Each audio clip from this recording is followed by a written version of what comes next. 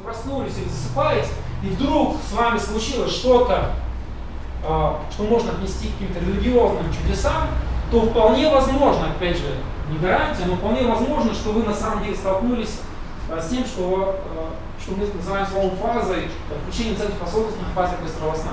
То есть если религиозному чуду предшествует засыпание или пробуждение, интерпретация дальнейшая на самом деле зависит исключительно от человека. Произойти может все что угодно, любой из вас может видеть Бога, ангела и так далее и тому подобное. И нужно четко это понимать. И, внимание, хочу еще раз зациклить ваше внимание, что мы не говорим о религии. Религия — это отдельная история. Мы с вами говорим об интерпретации случаев, когда с человеком что-то необычное происходит в определенные моменты засыпания, пробуждения, лежа в кровати. Еще эксперимент мы также провели. У нас 19 человек искусственно, без угрозы для жизни, воспроизвели типичную историю с предсмертными переживаниями, когда человек летит в туннеле света. У нас 19 человек, это же 20, искусственно, без угрозы для жизни воспроизвели эту историю. Опять же, мы с вами не говорим о том, что вот есть, нет, жизнь после смерти или нет, а о том, что подобные ощущения, они воспроизводимы и, опять же, не доказывают ничего. А что еще сюда можно отнести? Инкуб домовой. Что? Инкуб домовой.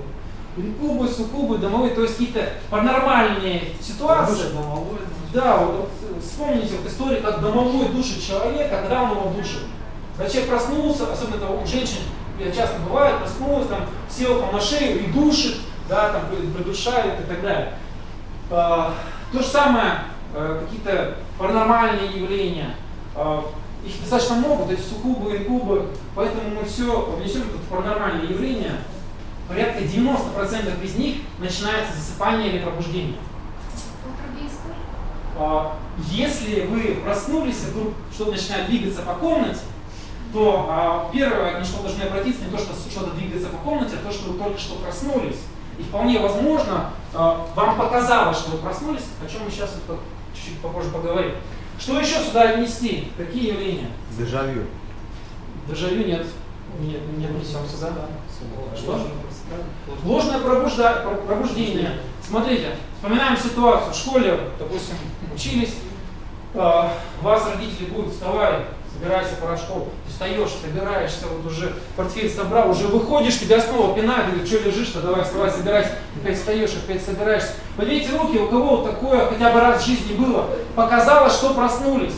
Смотрите, сейчас подняли руки те, кто помнит, и те, кто их осознавал. На самом деле, вы можете ночью встать, что-то делать, лечь обратно, до конца своей жизни не знать, что на самом деле вы не вставали и не делали этого.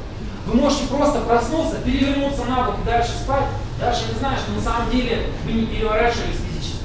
Там до трети всех ваших действий, ощущения пробуждения не настоящие. Поэтому, ложное пробуждение мы тоже пишем в 90%, но на самом деле с ним сталкивались все люди многократно, чуть не каждый раз, не каждую ночь. Что еще мы сюда отнесем? Какой-то, может быть, общение с умершими. Общение с умершими, но смотря в какой ситуации. Если это произошло на пробуждение, к примеру, на засыпании, и когда вы лежали и вдруг увидели, то да. Но мы не будем акцентировать на это внимание. Поднимите руки те, у кого была ситуация: легли, либо проснулись, либо засыпаете, и вдруг понимаете, что не можете двигаться. Поднимите руки те, кто сталкивался с сонным параличом, так называемым. Спасибо. Почему паралич относится к этой истории, к фазе? Во-первых, значительное количество интересных переживаний, странных путешествий, подключения инопланетян и так далее начинается именно с паралича.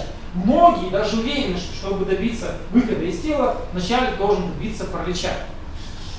Тут двояко на это можно смотреть, но почему сонный паралич является признаком фазы? Дело в том, что сонный паралич всегда присутствует на фазе быстрого сна. Это один из признаков фазы быстрого сна – наличие сонного паралича.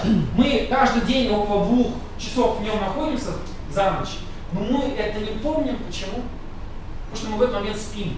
А если мы вдруг ощущаем сонный паралич, то есть у нас есть сознание, мы понимаем, что парализовано, а сам паралич говорит о том, что мы находимся в фазе быстрого сна, это означает, что у нас есть основные признаки фазы. То есть сонный паралич легко превратить в интересное путешествие, особые сновидения и так далее. Еще интересные случаи. Поднимите руки те, кто сталкивался со следующей ситуацией. Тоже прилегли, к примеру, проснулись, либо засыпаете, к примеру, рассматриваете свою комнату, и вдруг понимаете, что глаза закрыты. Понимаете, в Пяти, у кого такое происходило, то есть вдруг вы понимаете, что видите закрытыми глазами. Ага. У нас сейчас человек 6-7 подняли руки. Очень, на самом деле, гораздо больше людей с этим сталкивалось, потому что вы можете лежать, рассматривать комнату, вот, и дальше как бы встать, пойти, либо уснуть, так и не догадавшись о том, что на самом деле глаза у вас были закрыты. То есть зрение возникает достаточно реалистично. И это типичный признак стопроцентной фазы. Итог предыстории нашей. Куда вы пришли, чем вы будете заниматься? Вы можете как угодно называть то явление, которым мы будем с вами заниматься. У нас называется школа внетелесных путешествий. Мы добиваемся ощущения выхода из тела. Если вам нужны интересные путешествия, вы пришли по адресу, именно этим мы с вами будем заниматься и тренироваться. Если вам нужны осознанные сновидения, наиболее такой пронаучный термин, который научно доказан уже в 60-х, 70-х годах, как эксперименты в Англии, в Америке, в Стэнфордском университете, там, в Мюнхене, в институте Макса Планка и так далее. Если вам нужно осознанное сновидение, то в принципе фаза также означает и осознанное сновидение. Если вам нужно астральное путешествие, астральная проекция, то вы также пришли по адресу, именно этим мы с вами будем заниматься. Но я буду использовать слово фаза, фазовое состояние, чтобы объединить весь этот кластер явлений. Причем мы с вами перечислили только вот верхушку айсберга. На самом деле гораздо больше. Главное, что я сейчас хотел вам сказать, это то, что мы с вами не говорим о каком-то очень узком явлении. Так или иначе, с этим сталкиваются миллиарды людей. К примеру, интересное путешествие, 30% людей, ну приблизительно. 2,5 миллиарда людей хотя бы раз в жизни переживало выход из тела. 2,5 миллиарда людей. Не какие-то избранные гуру, да, а это миллиарды людей. Осознанное сновидение 70%. Там порядка 5 миллиардов людей, не читая никаких книг, не имея никакой практики, знаний, спонтанно с этим сталкиваются. То есть то, о чем мы с вами говорим, является массовым явлением, с которым сталкиваются миллиарды людей. Мы с вами будем только говорить о том, как его контролировать. Зачем я вообще это все говорю? Чтобы вы понимали, что навык, который мы хотим с вами сейчас здесь овладеть, не является сверхъестественным. Он есть у каждого из вас. В этом нет ничего фантастического. Да, данная практика может в разных эзотерических, мистических, оккультных течениях по-разному называться, считаться экстрасенсорной способностью и так далее и тому подобное. Причем часто это является высшей степенью, которую ты можешь достичь практической. Но я считаю, что данная вещь является доступна каждому человеку, в этом нет ничего необычного. И как только вы это поймете, у вас будет гораздо лучше это получаться, будете к этому готовы. Потому что когда вы приходите и ждете, что вы будете осваивать что-то сверхъестественное, что-то, что доступно избранным, у вас не будет уверенности в действиях и соответствующий результат. Мы постоянно видим проявление фазы вокруг нас. Она косвенно оказала огромнейшее влияние на все человечество. Даже религия влияет на политику, вообще на устройство нашего мировоззрения. И косвенно фаза тоже здесь присутствует. То есть это такой серый кардинал нашей истории и культуры, о котором почему-то не принято говорить. И если вдруг ты начинаешь этим заниматься, тебя считают сумасшедшим, странным, непонятным, дураком и так далее и тому подобное. Хотя явление является очень распространенным. Итак, если я говорю фаза, вам нужно осознанное сновидение, речь об этом. Если я говорю фаза, вам нужно интересное путешествие, речь об этом. Если вам нужен астрал, я говорю фаза, значит речь с вашей точки зрения об астрале. Вы можете со мной не согласиться вот с этим взглядом. Когда-то, лет 10 назад, 15, я бы полез в драку с любым, кто бы мне сказал, что фаза объединяет эти все явления. Потому что я считал, что вот у меня есть осознанное сновидение, вот я выхожу из тела, реально выхожу из тела, а вот у меня астральные какие-то путешествия. Я бы полез в драку с любым человеком, кто бы мне сказал, что это все одно и то же. Но когда ты получаешь опыт, сотни раз, тысячи раз, когда это длится годами, когда ты видишь, как тысячи людей тебе об этом рассказывают, ты видишь какие-то закономерности, зачастую ты понимаешь, что могут быть разные названия одного и того же явления. И завершая этот момент, хочу вам сказать, что практики осознанных сновидений, практики интересных путешествий и практики астрала используют одни и те же техники, Но почему-то одни говорят, что они осознают себя во сне, другие говорят, что они выходят из тела, а третьи говорят, что они выходят в астрал. Техники используют те же самые, ощущения испытывают те же самые, поэтому все это достаточно спорно, насколько это является разным явлением. Чем же мы с вами будем здесь заниматься? У нас 3 занятия, это 2 суток. То есть 2 ночи, чтобы вы за эти 2 ночи, за эти 3 занятия смогли это сделать. То есть не когда-то в будущем, не 10 лет тренировок, да, а вот уже в ближайшие часы. Многие из вас переживут фазу, что-то вот из этого, через несколько часов. И наша задача сделать так, чтобы научиться как можно быстрее это делать, это раз. Узнать о том, зачем это нужно, что с этим можно делать, как этим управлять. И самая главная моя задача, особенно завтрашнее, послезавтрашнее занятие, это научить вас думать. Дело в том, что думать с точки зрения анализа ваших попыток. Дело в том, что раньше я делал грубую ошибку, я людям только давал знания, но не учил их думать, и в итоге они были не способны анализировать их собственные попытки, и это очень сильно мешало развитию. Поэтому основной акцент завтра и послезавтра будет сделан на том, чтобы вы учились сами анализировать попытки, увидеть ошибки, чужие и свои, и это очень сильно вам поможет в практике. Итак, мы с вами говорим о том, как освоить фазу, как в нее попасть максимально быстрее. К сожалению, мышление человека устроено таким образом, что просто вам сказать, что есть такое явление, как фаза, недостаточно. Перед тем, как мы перейдем к техникам и тому, как это проще всего сделать, вы сами должны быть хотя бы немножко о том, а зачем это надо. Да? То есть, вообще, что это с этим делать? Наперед забегая, хочу сказать, что на каких-то самых важных моментах мы остановимся подробно завтра и послезавтра. Сейчас мы просто вместе с вами перечислим, а зачем это надо. То есть применение. Получение информации. Скажите, а как это сделать? Проще всего, допустим, я оказался в фазе, вышел из тела. Что самое простое могу сделать, чтобы получить какую-то информацию? Что-то прочитать. А еще что? В жизни как мы еще делаем? Поговорить. Спросить у кого-то, да, поговорить с кем. Внимание! Получение информации – это тот самый момент, о котором мы завтра будем очень подробно говорить. Около часа мы будем с вами обсуждать феномен получения информации из фазы, откуда это идет, почему это возможно, за счет чего это вообще происходит, как это работает, как это сделать, какие там есть подводные камни и так далее. Получение информации завтра, подробная тема. Но те, кто сегодня попадет уже в фазу, то есть ночью, утром, вечером, вы должны знать, что вы можете использовать это состояние для получения информации. И самый простой способ, допустим, выйдя из тела, вы можете просто у первого объекта, который вы встретите живого, просто спросить нужный вам вопрос. Что еще? Зачем это нужно? Какие есть идеи? Путешествие где, куда? Куда угодно. Куда угодно. Ну, когда говоришь человек куда угодно, он никуда не идет, потому что... Нужно иметь намерение куда-то попасть. Ну, да, куда? Вот куда угодно это что может быть? Космос. Другая страна. В какую страну? От разных стран, до берегов, от морей, даже под дно моря можно попасть. Даже под Любые дно. горы. Особенно в те места, где хотели побывать, как-то не получалось, не хотите куда-то вернуться.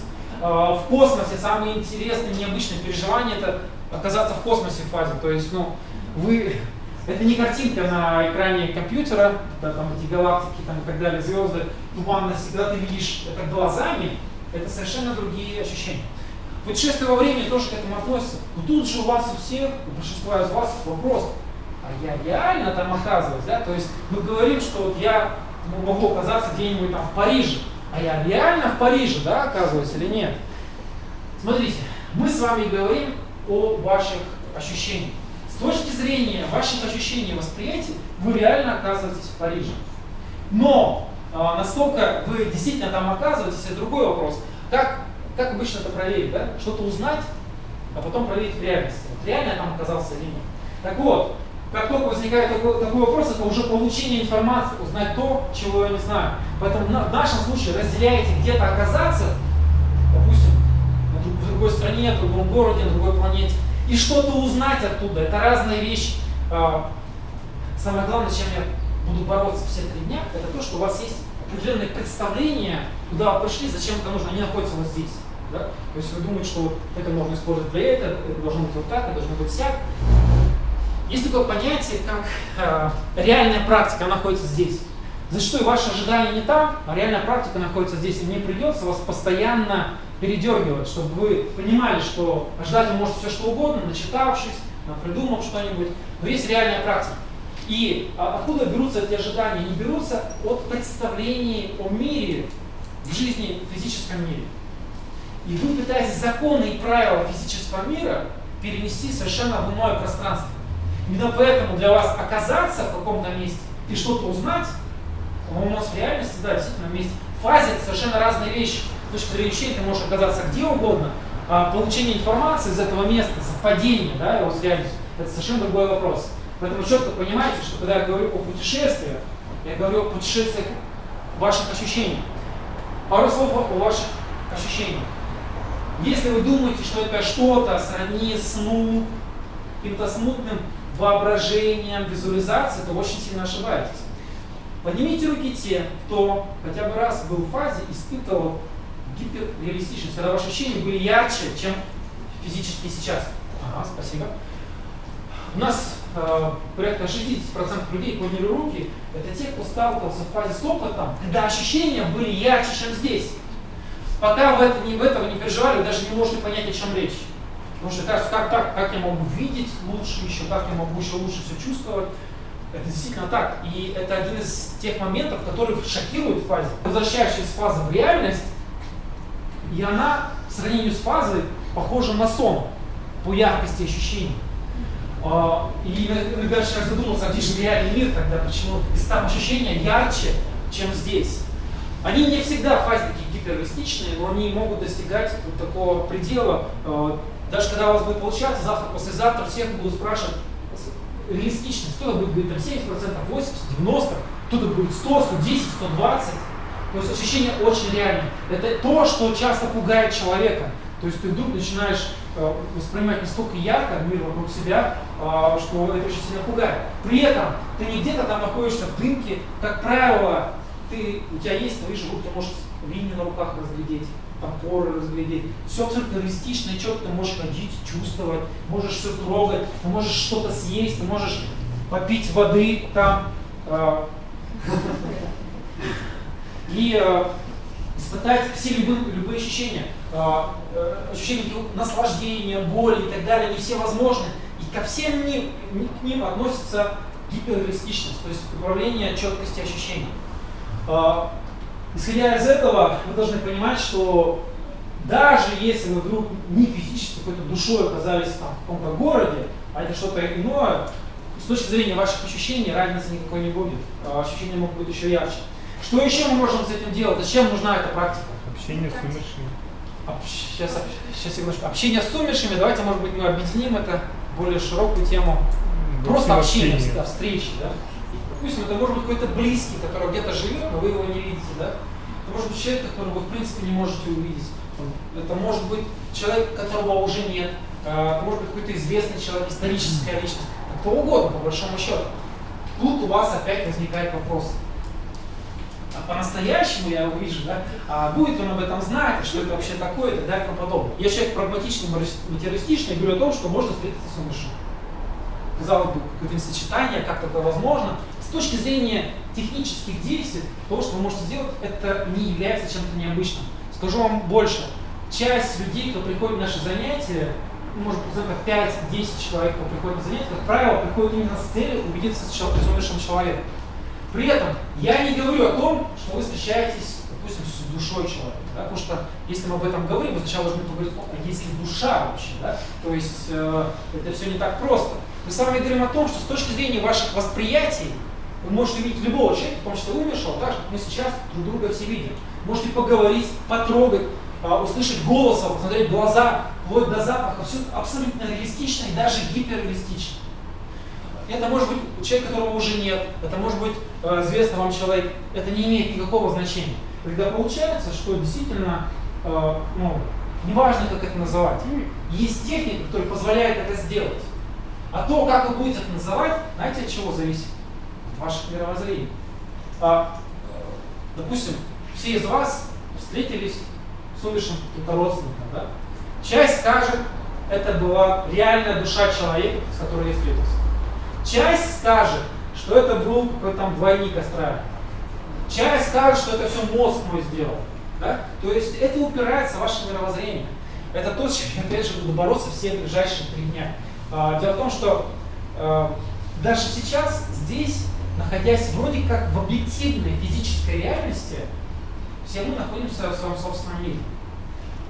Если спросить вас, что такое реальность, есть душа или нет, к примеру, то выяснится, что вот сидят 2 человека, смотрят друг на друга, а живут в параллельных измерениях. Один, к примеру, считает, один там, допустим, теорию эволюции, там человек, существо, животное, да, и так далее. Другой на него смотрит, там, религия, душа и так далее и тому подобное. И если вас спросить, что такое мир, выяснится, что вы вообще живете в разных мирах, все абсолютно. Мы ощущения испытываем одинаковые, а называем все это по-разному, объясняем по-разному. В фазе то же самое, вы можете испытать все одни и те же ощущения, а назвать их как угодно. Кто-то скажет, что я все время выхожу из тела душой, да? Кто-то скажет, что это какой-то параллельный мир, кто-то скажет, что это внутри мозга. Поэтому это не важно, как вы это называете. То же самое в встрече, вы можете увидеть реально любого человека. А что произошло по природе, я вам даже не говорю, потому что я могу сказать только свое видение мира.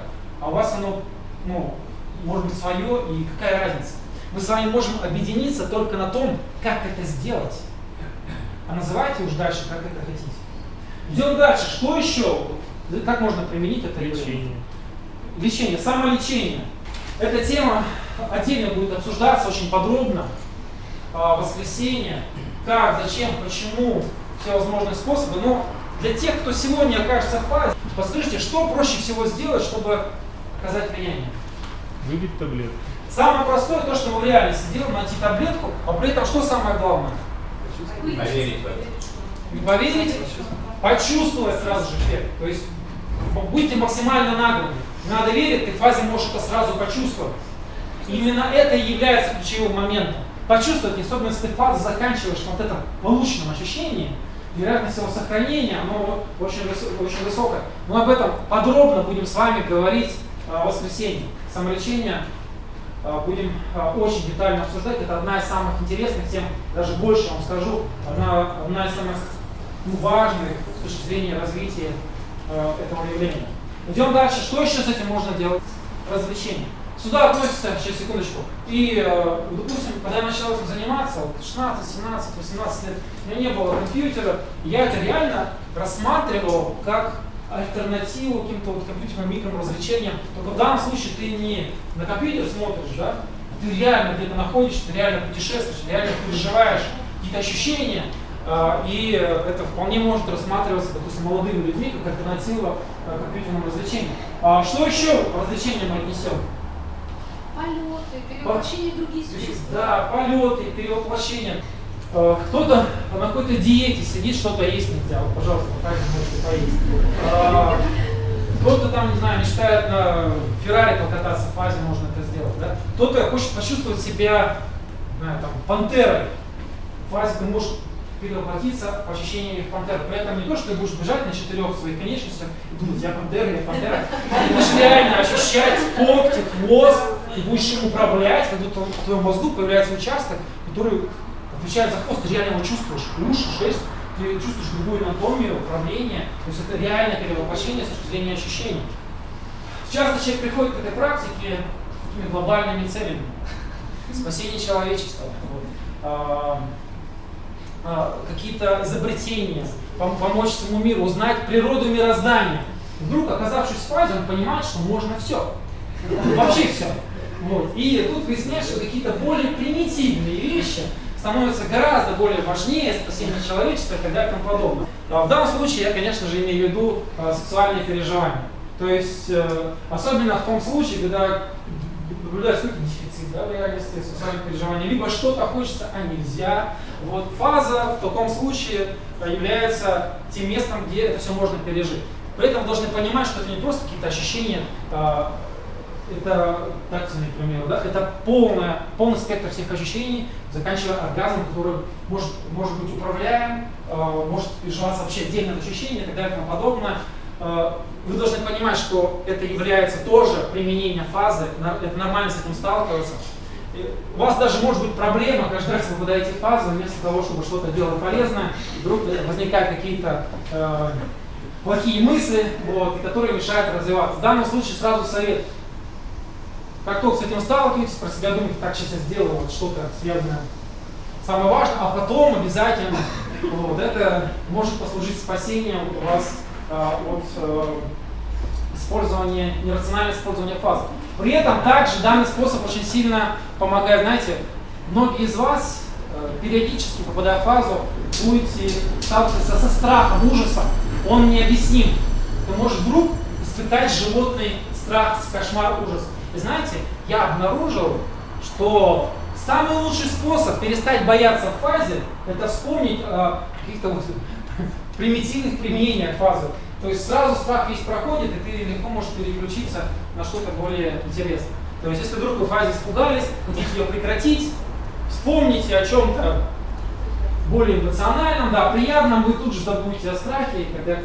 Развитие творчества.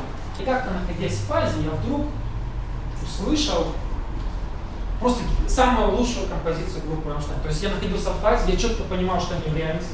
Я слышал ее так, что ни одна акустика в жизни, в реальности вам не позволит услышать настолько чистый, идеальный, качественный звук.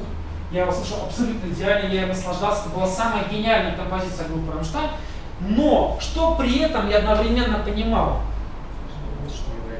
Что? Что в реальности ее нет. Я находился в фазе, я слышал самую гениальную композицию группы Рамштайн, я слушал ее, и при этом я четко знал, что в реальности ее не существует. И когда я вышел из фазы, я очень сильно расстроился тем, что я никогда не занимался музыкой. То есть я не могу не записать это, не воспроизвести. Я только могу вернуться в фазу, снова это услышать.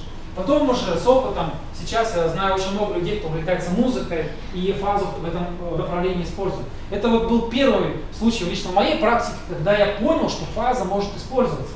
Ты можешь увидеть какой-то, например, художник может путешествовать, видеть какие-то пейзажи, как он здесь воспроизводил. Может увидеть свою картину, как где дорисована. Скульптор там может посмотреть свою скульптуру. Архитектор побродить по зданию, которое он проектирует. И так далее и тому подобное. Но чаще всего к этому приходят музыканты, поэты. Человек творческий, он взрывается, начинает фонтанировать идеями, и сама по себе практика очень плодотворно отражается на людях, относящихся к творчеству. Смотрите, применение явления, оно достаточно обширное. Мы с вами говорим только о самом главном. Получение информации, путешествия, встречи, самолечение, развлечения, творчество. При этом для многих из вас это саморазвитие. Для кого-то это просто развлечение. Для кого-то это способ достичь какой-то конкретной цели. А есть группа людей, для которых фаза является единственной возможностью пережить какие-то простейшие вещи, на которых мы не обращаем внимания. В данном случае я говорю о людях, ограниченных физических возможностей, да, о инвалидах и так далее. У нас есть даже целая база отзывов практиков, допустим, парализованных, которые ходить не могут, ослепших, что с ними происходит, когда они сталкиваются с фазой. Человек, который не может в реальности ходить, фаза — это единственное место, которое позволяет не просто ходить, да, а летать, испытать самоощущение, которое он полностью лишен реальности. При этом больше всего меня удивило за последние годы это то, как мы сами не способны понять, насколько это важно. Я всегда думал, что для них самое важное это то, что они могут пережить ощущения, возможностей, которых они лишены здесь. Оказалось, что это ошибка. Самое важное не это. Вы можете найти запись, интервью. Я разговаривал там с женщиной, которая ослепла. И когда я ее спрашивал о том, что больше всего вас удивляет, вам нравится, и больше всего вас потрясло, она говорит не о том, что она может снова видеть, нет, а о том, что у нее есть свобода. В реальности она живет в Москве, она не может никуда выйти даже. Она не может, ей нужен кто-то, чтобы куда-то просто пойти, чтобы что-то делать. Она зависит от кого-то всегда, она абсолютно не самостоятельна. И фаза в большей степени ей дает даже не сколько само зрение, а ощущение свободы, что она может взять и пойти куда угодно, сделать все, что угодно. И вот это ощущение свободы, оказывается, гораздо важнее, чем потерянное чувство. По поводу ослеп и родиться слепым. 100% в фазе могут видеть те, кто ослепли. По поводу людей, которые родились слепыми, здесь отдельный разговор. И есть теории, предположения, даже какие-то наработки, что эти люди могут в фазе видеть, но я не могу ничего на эту тему утверждать, потому что это не доказано. И здесь такая проблема, например, вот красный цвет, да, просто красный цвет возьмем. Вы никогда в жизни не объясните человеку, у которого никогда не было зрения, что такое красный цвет или синий цвет. Он даже не знает, что такое цвета в принципе. Вот выберите из этого списка сейчас одну задачу, вот, которая для вас самая важная. Допустим, получить информацию, где-то побывать, кого-то увидеть, воздействовать на свой организм, развлечение какое-то, творчество. Выберите себе, вот, что вам нужно больше всего. Прямо сейчас в голове отметьте, прям конкретно, не то, что я буду путешествовать, вот куда именно я прилечу, да? Не просто буду получать информацию, какую именно получу. Вот выберите для себя сейчас что-то самое интересное. Личная цель ваша является третьей в плане действий. Первая и вторая у всех общая. Первое, как только вы вышли из тела, либо осознали себя во сне, первое, что вы должны сделать, найти зеркало и посмотреть в него. И потом рассказать мне, что вы там увидите. Эта цель у всех одинаковая, общая. Вторая цель тоже общая. Как только вы в зеркало посмотрели, попробуйте что-то съесть в фазе. То есть дадите на кухню, или можете. Многие хитрят, сразу банан рядом кладут с кроватью, чтобы далеко никуда не ходить. Еда. Например, вы спали, видели сон, и вдруг во сне поняли, что спите. Что вы должны сразу делать? Гипоскар. Что нужно делать? Ну, скажите, что? Зеркало, а после зеркала что? Что-то съесть. То есть мы об осознании во сне не говорим, но если вы вдруг во сне поняли, что спите, это является фазой, и план действий в ней всегда одинаковый. То есть у вас на занятии первое — посмотреть в зеркало, потом рассказать, что вы там увидите. Второе — попробовать что-то съесть. И только третье — личная цель. То есть то, что вам нужно больше всего. Понятно, если вам это все в принципе не нужно, и вы сюда пришли для какой-то конкретной цели, вы можете сразу с нее начать. Но я вас прошу хотя бы во время наших занятий следовать общему плану действий. Итак, мы с вами кратко поговорили о том, что это такое, массовое явление, огромная роль нашей истории и культуры. Мы с вами вкратце поговорили о том, что с этим можно делать. Подробно завтра, послезавтра получение информации о влиянии физиологии. А теперь мы наконец-то можем с вами перейти к тому, а как это сделать, сделать буквально сегодня, завтра, как это пережить. Пережить, на мой взгляд, самое интересное из того, что вы можете пережить. Единственное, с чем фаза может сравниться, с точки зрения ощущения, яркости, кто знает с чем, вот что больше всего сравнимо с фазой. Из практик, может быть, вообще вот, даже не практика нашего бытия. А может нет такого? Но есть одно. Может прыжок парашютом? Нет, гораздо проще. Что? И проще будьте. Что можно сравнить с фазой? Еще проще. Реальность. Реальность. Единственное, с чем можно конкурировать и сравниться фаза, это реальность. Я не зря всегда говорю, что практика фазы, по сути, позволяет жить в двух мирах, да, или жить полноценно. Потому что единственное, с чем сравнима фаза, это с реальностью. Это вот единственное, с чем можно сопоставить саму реальность. И теперь мы с вами начнем говорить о том, как же в эту реальность попасть еще одну, как это делать и как этим управлять. Вот тут мы сталкиваемся с еще одним предрассудком, который находится вот здесь. Он заключается в том, что это очень сложно, очень долго. Иногда открываешь какую-то книгу, тебе там говорят 10 лет сторонних практик, подготовки, энергии там различных, и потом, может быть, ты можешь приступать к этой практике. Очень часто, когда там автор или какой-то человек или учитель не знает, как это делать, он вообще просто скажет, что это опасно, туда не ходи и так далее.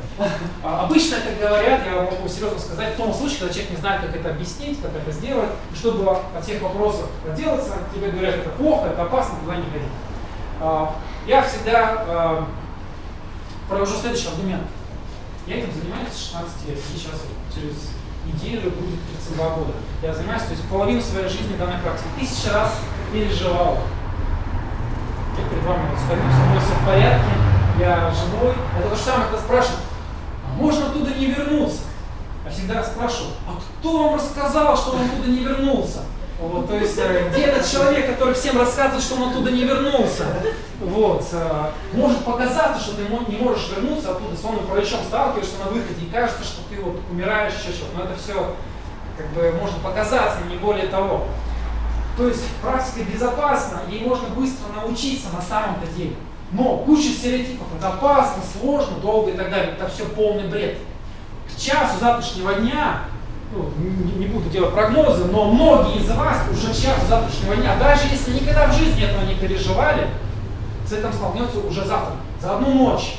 Смысл в том, что если ты правильно все делаешь, не представляет из себя ничего сложного.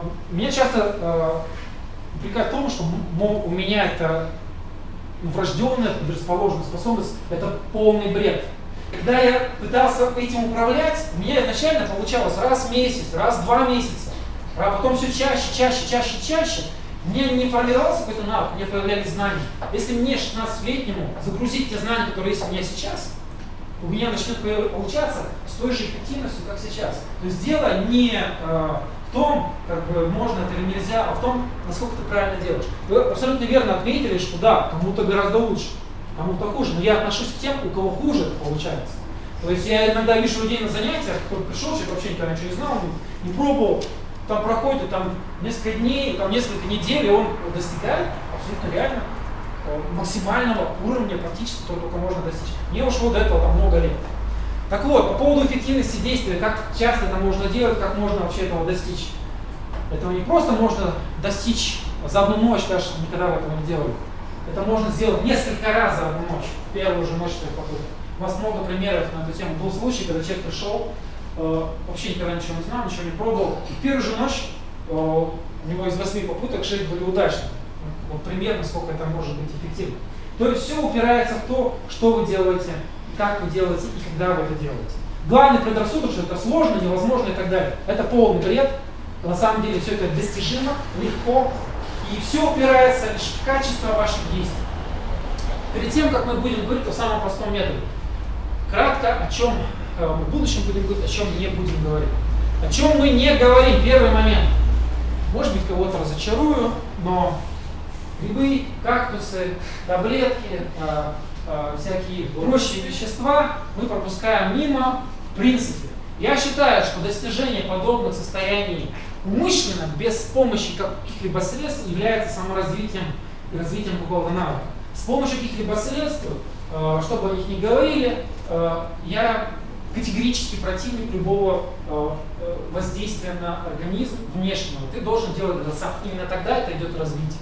И даже если какие-то вещества помогают это достичь, на самом деле фаза неполноценная. Дело в том, что вещества, эти различные, не будем о них говорить, даже если не приводят к фазе, они в фазовом состоянии, они влияют на сознание. И, к примеру, даже если человек оказался вроде как в фазе, по ощущениям, по признакам, качество управления фазы, событиями в фазе, допустим, они могут отличаться. Именно поэтому полноценную фазу можно пережить только самостоятельно, чтобы четко работало сознание, управление пространством и были необходимые ощущения. Что еще мы с вами пропускаем? Различные приборы. То есть в интернете можно много прочитать различных масках специальных, каких-то звуковых файлов специальных, там чуть не всякие амулеты продаются и так далее и тому подобное.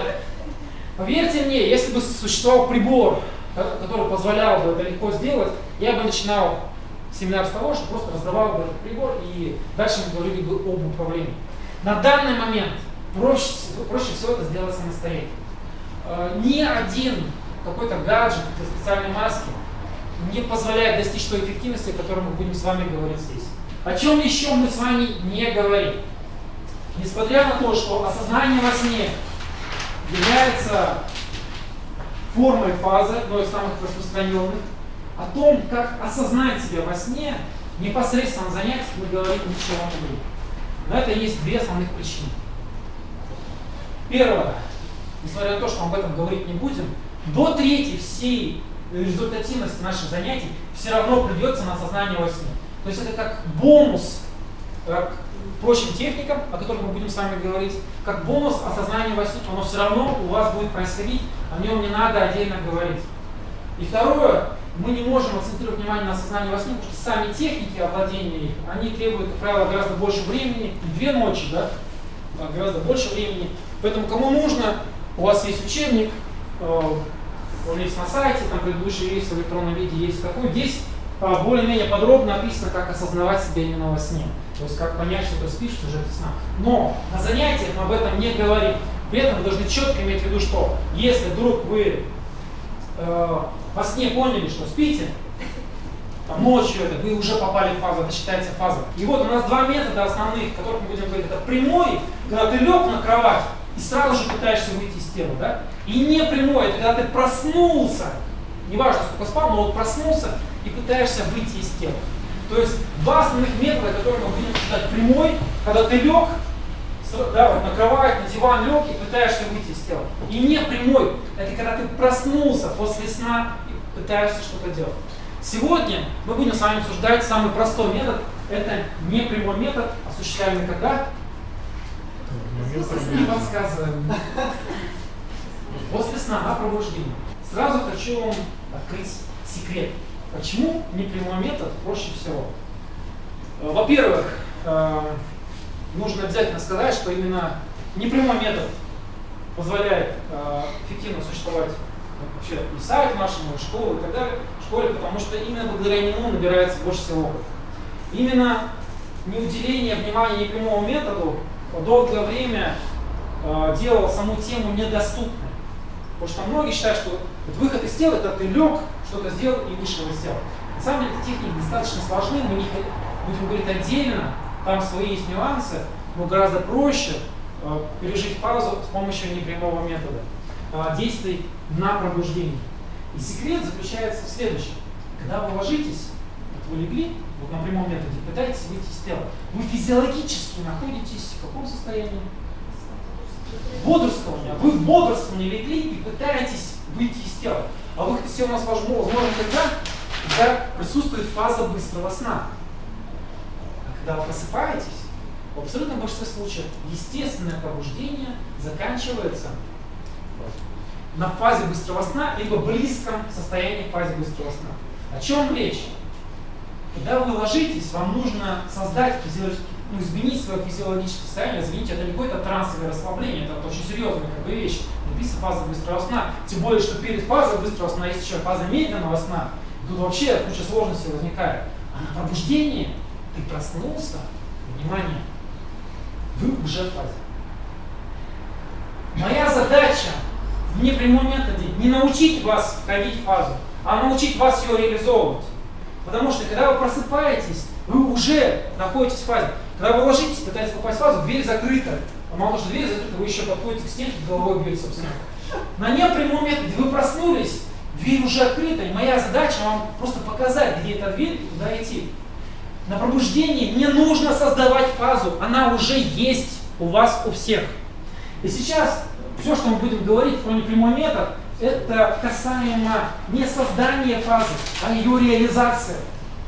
И когда вы поймете это, ваши действия будут крайне эффективны. Вы поверьте мне, попасть в фазу на пробуждение, когда-то у меня получалось раз в несколько недель, несколько месяцев, теперь у меня эффективность на пробуждение порядка, я не могу сказать 100%, потому что иногда бывают неудачные попытки, естественно, но это очень близко 100%.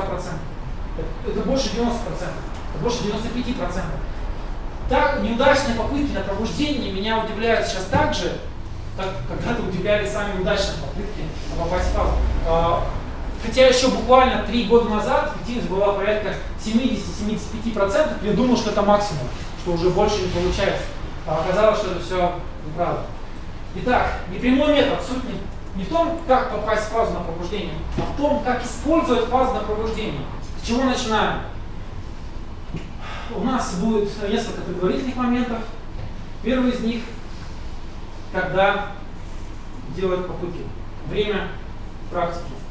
Когда делать. Видите руки тех, кому надо рано вставать завтра. 1 человек, 2, 3, 4. Ага. Вот смотрите, те, кто завтра рано встает, вы сегодня вечером ложитесь спать, в смысле вот сейчас буду просыпаться ночью, или последнее пробуждение, и на пробуждение буду делать техники, о которых я буду дальше говорить. То есть можно пробовать среди ночи, можно пробовать во время дневного сна. Самый эффективный способ — это применить отложенный метод. В чем суть? К примеру, вы ложитесь спать, к примеру, сегодня 12 часов ночи. Легли, завели будильник на 6 утра, к примеру. Просто здесь у нас будильник.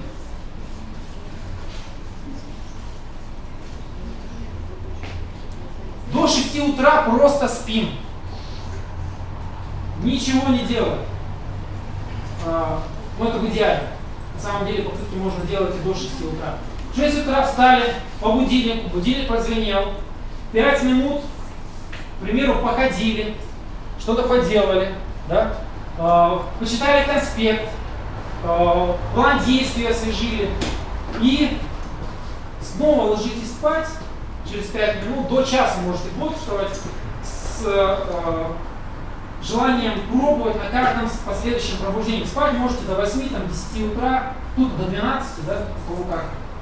Смысл в том, чтобы поспать определенный промежуток времени, пободрствовать несколько минут, и после этого снова ложиться с мыслью: сейчас проснусь и буду пробовать. Засыпаешь с этой мыслью, просыпаешься, попробовал, получилось, не получилось, ты снова засыпаешь с мыслью: сейчас проснусь и еще раз попробую. Просыпаешься, попробовал, получилось, не получилось, ты думаешь: сейчас засну, проснусь и снова попробую. И таким образом ты спишь все утро, делаешь максимальное количество попыток. Если не засыпаешь, то меньше бодрствуем. Если вы слишком глубоко спите, то не 5 минут, а до часа. Если вы не засыпаете, то, допустим, проснулись не в 6, а в 5. Еще поделать можно. Да, можно поделать что-то, а можно минимум чего-то делать и так далее. При этом, смотрите, 6 часов это интервал. 5-6 часов. Смысл, вы должны под себя подработать, не доспать 2-3 часа. К примеру, вы спите, вот максимум спите 8 часов. Во сколько? Или 12. Во сколько будильник завести? 5. Да, 5-6 часов. То есть не доспать 2-3 часа. Если вы просыпаетесь в 10, 10 часов спите, на сколько будильник завести?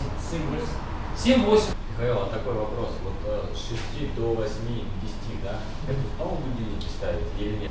Встаем по будильнику один раз. Встали, вспомнили конспект, что нужно делать, и снова ложимся спать, в смысле: сейчас проснусь и буду пробовать. При этом засыпаем сами и просыпаемся только за счет намерения проснуться. При этом также обращаем внимание на то, что когда просыпаемся, вы должны действительно встать. Если я говорю, проснулись по будильнику, встали, походили и легли, это означает, что нужно проснуться, встать, походить и лечь. Потому что многие думают: ну я проснусь, выключу будильник, я же проснулся, да? И дальше засыпаешь, снова делаешь. А в итоге из-за слишком короткого пробуждения дальше сон будет очень глубокий, намерение не сохранится.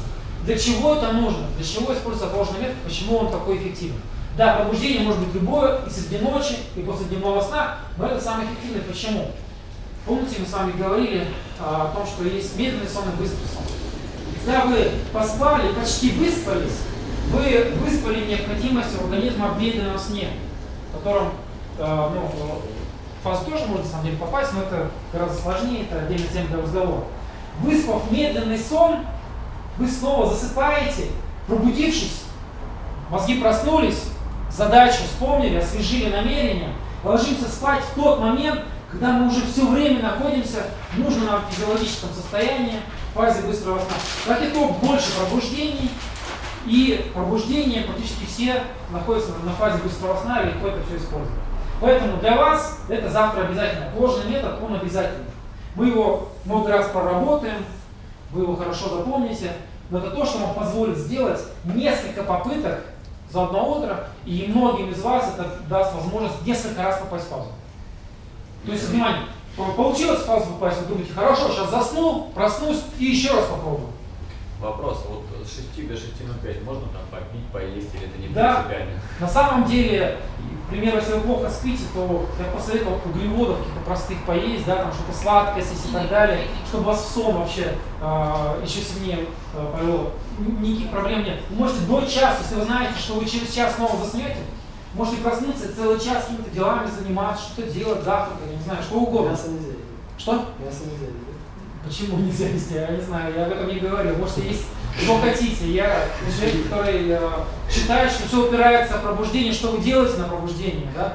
А вот эти все предрассудки, что можно есть, что нельзя есть, как кровать должна стоять и так далее, это берутся то, что человек делает ошибки, он считает, что он делает все правильно, наверное, он мясо ест, из этого не получается. Да? Сам делает кучу ошибок, вместо того, чтобы их исправить, начинает искать каких-то сторонних причин. У меня был случай смешной, связан с этим. Кстати, я как-то приехал в Алматы лет 7 назад или 8. Занятия еще не начались, ко мне люди подходят, вот, лучше до занятия, спрашивают: Михаил, а почему мясо нельзя есть? Можно есть. Он снова спрашивает: почему мясо нельзя есть? Да можно есть. Занятие начинается, там была женщина, такая здоровая, такая огромная. Она просто стоит и говорит: Михаил, почему нам мясо не разрешали месяц есть до занятия? В смысле? Оказывается, организаторы, которые набирали людей на занятия, все люди, кто записывался за месяц, им всем говорят: так, все, мясо не едим, всегда, иначе ничего не получится. Вот. И люди целый месяц не ели мясо. Ну, понятно, что кто-то его не ест, кто-то там считает, что это полезно, но есть люди, которые его едят каждый день, и они себя очень плохо чувствуют, и претензии были ко мне, естественно. Вот. И все из-за того, что организаторы считали, где-то вот они высчитали, что это нельзя. На самом деле это заблуждение. Все упирается, может быть, это как-то влияет, но 90% эффективности определяет, что вы делаете и когда вы делаете. Ну, естественно, как вы это делаете. Итак, время практики понятно. Смотрите, до будильника на самом деле тоже можно пробовать. Просто не должна стоять задача. Например, если вы до будильника проснулись и думаете: ну, в принципе, я проснулся, а почему бы не попробовать? Пробуйте. Но задача стоит пробовать после будильника. То есть, когда вы снова заснули. Но до будильника тоже можно пробовать. Просто не должно быть задача: ложимся, так, сейчас я всю ночь буду пробовать. Вот этой задачи не должно быть. Ваша задача главное поспать хорошо до будильника. Чем лучше вы здесь поспите, тем лучше будет получаться после будильника. И не забываем, 6 часов это интервал, должен быть 5-6 часов, 2-3 часа до пробуждения. То есть не доспать. Вот заводить будильник по принципу не доспать. Буквально 2 часа, 2-3. У нас следующая задача. Мы должны проснуться и что-то делать.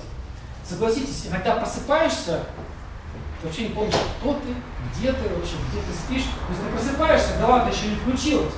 Оттуда должен проснуться и сразу делать какие-то конкретные определенные действия. Возникает проблема вот этого осознанного пробуждения, как проснуться и сразу помнить, что нужно делать. Осознанное пробуждение. Здесь все просто. Нужно засыпать с намерением, то есть засыпание с мыслями о практике, о попытках. Поэтому я тут говорю: засыпая с мыслью, сейчас проснусь и попробую. Проснулись, попробовали, получилось или нет, я снова себе делаю установку: я сейчас засну и проснусь и попробую. То есть намерение на засыпание. Также оно должно в себя включать не только проснусь и буду пробовать, но и желательно не двигаясь. То есть проснуться желательно не двигаться. Что означает слово «желательно»?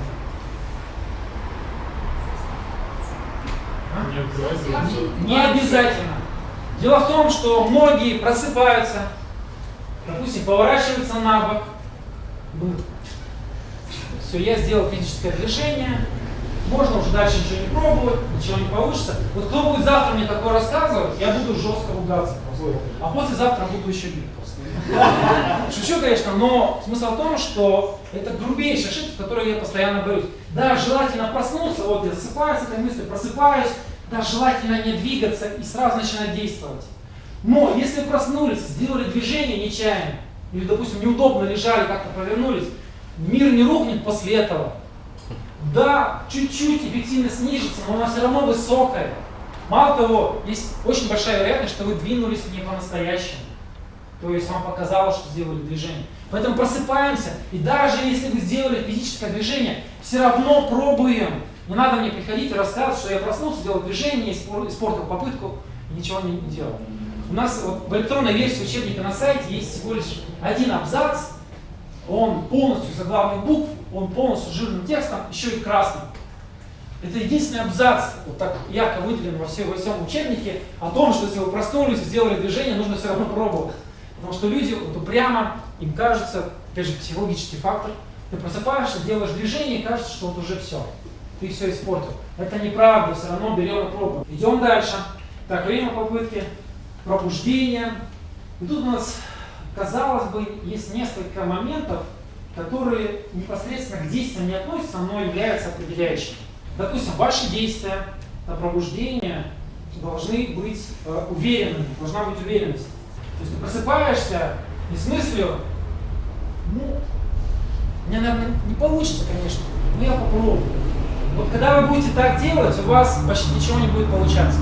Вы должны просыпаться с мыслью, сейчас возьму и сделаю. Вот прямо сейчас. То есть проснулся, вот прямо сейчас возьму и сделаю. Почему это важно? Казалось бы, второстепенная вещь, уверенность, как она вообще может влиять на эффективность. Поскольку вы просыпаетесь уже в фазе.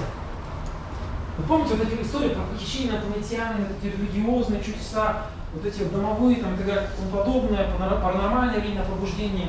Они знаете, от чего берутся? Из-за того, что ты нечаянно попадаешь в фазу, но поскольку ты ей не управляешь, она воспроизводит твои какие-то ожидания. Вот помните, я говорю, я проснулся, вспомнил, что инопланетяне похищают, да? Вот точно так же. И тут же инопланетяне похитили. Если бы я в этот момент подумал там об ангеле каком-то, он бы появился точно так же. То есть, если вы не управляете фазой, она воспроизводит ваши ожидания. Если вы проснулись с мыслью, ну у меня, конечно, не получится. Вы даже находясь в фазе получите, она воспроизведет, смоделирует неудачную фазу. Как это происходит? Постоянно на семинарах мы с этим сталкиваемся. Человек просыпается, начинает что-то делать. Например, проснулся он на спине, да? Начинает делать техники разделения, техники входа в фазу. Ничего не получается. Он думает, ничего не работает, буду дальше спать. И в этот момент он начинает чувствовать, что на самом-то деле он лежит на боку.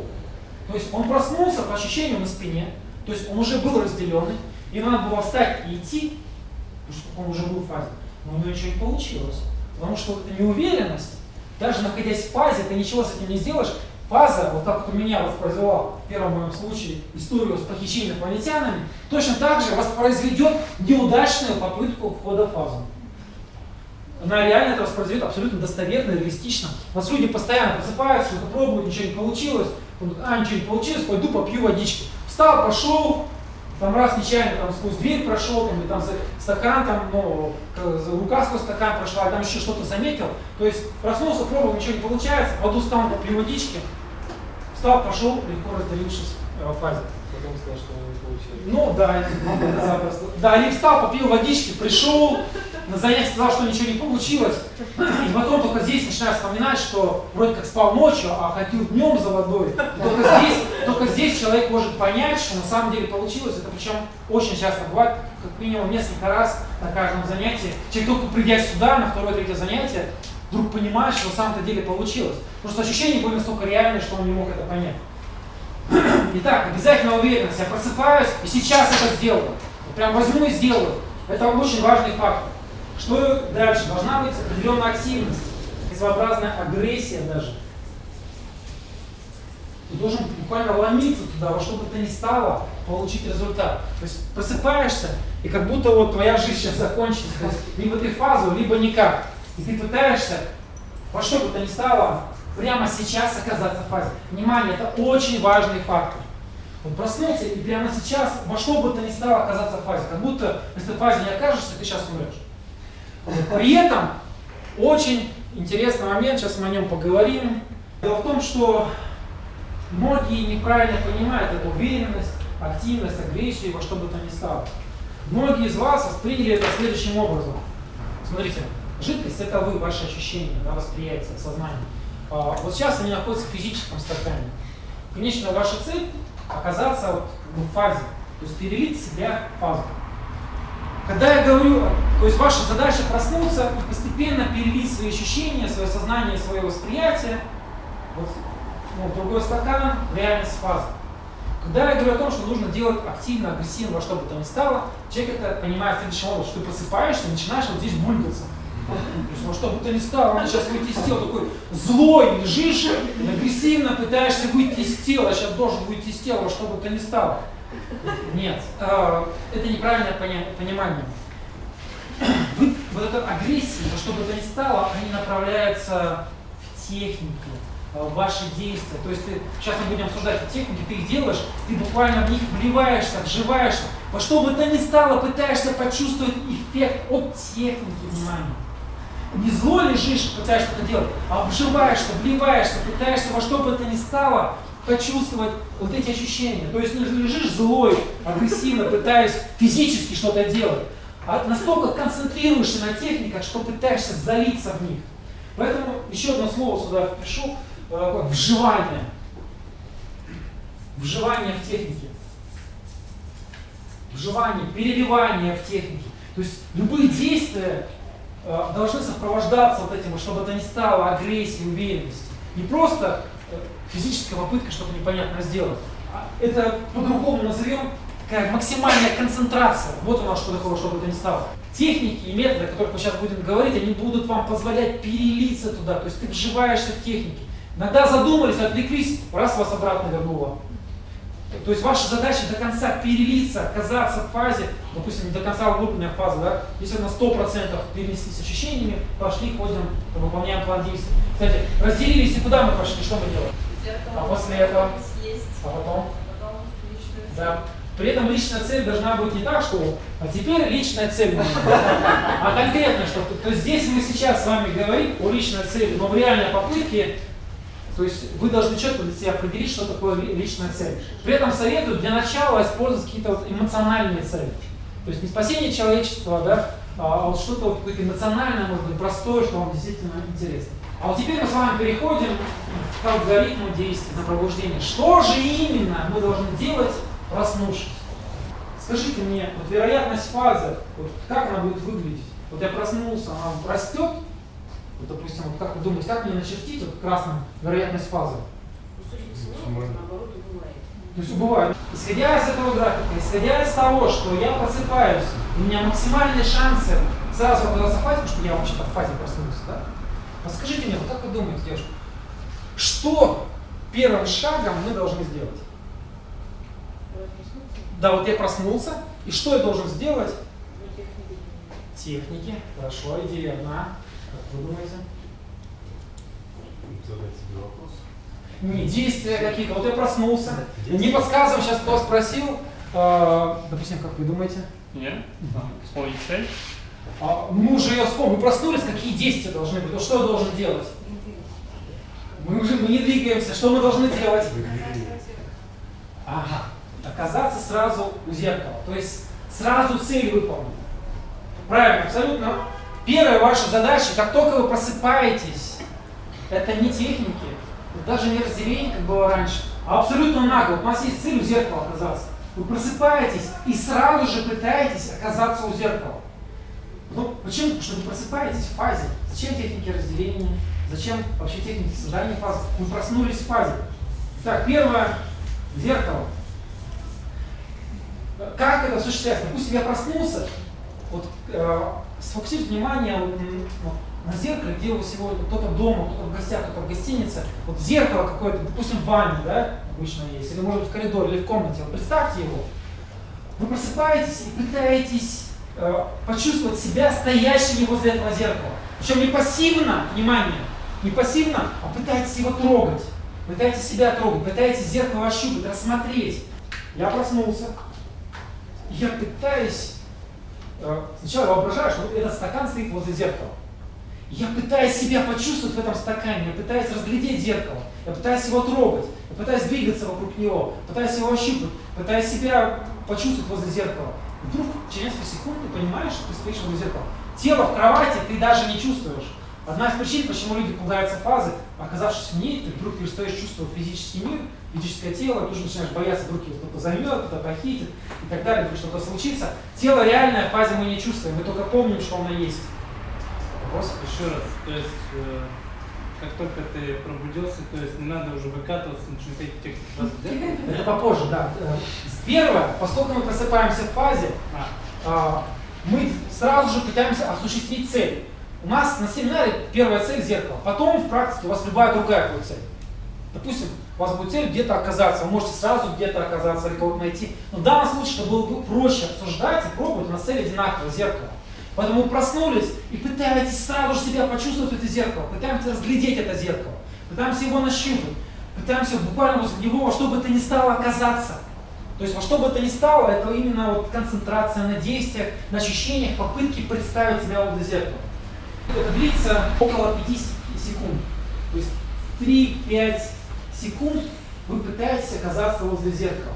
Если вы у зеркала оказались, что делаем дальше? Да, следующий план что-то съесть, да, а потом личная цель. То есть мы уже оказались в фазе, уже больше ничего делать не надо. Мы уже реализуем фазу. Внимание. А если не получилось, то есть попытался оказаться у зеркала, 5, ну, максимум там 7-10 секунд пытаюсь в зеркало оказаться, ничего не получается, я чувствую себя лежащим в кровати. Что тогда делать? Использовать технику. Надо заснуть и попытаться проснуться еще. Нет, смотрите, у нас еще целая минута. На самом деле, если вы ленивы, вы можете так и делать. В принципе, у нас есть еще целая минута. Надо техники вновь. Какие идеи? Техники, еще что? Что? Да, техники разделения. Только вот тогда мы приходим к техникам разделения. При этом, внимание, используем сразу несколько техник разделения. Идет выкатывание вставания. Ну, вылезание тоже можно, но 3 основных. На самом деле гораздо больше.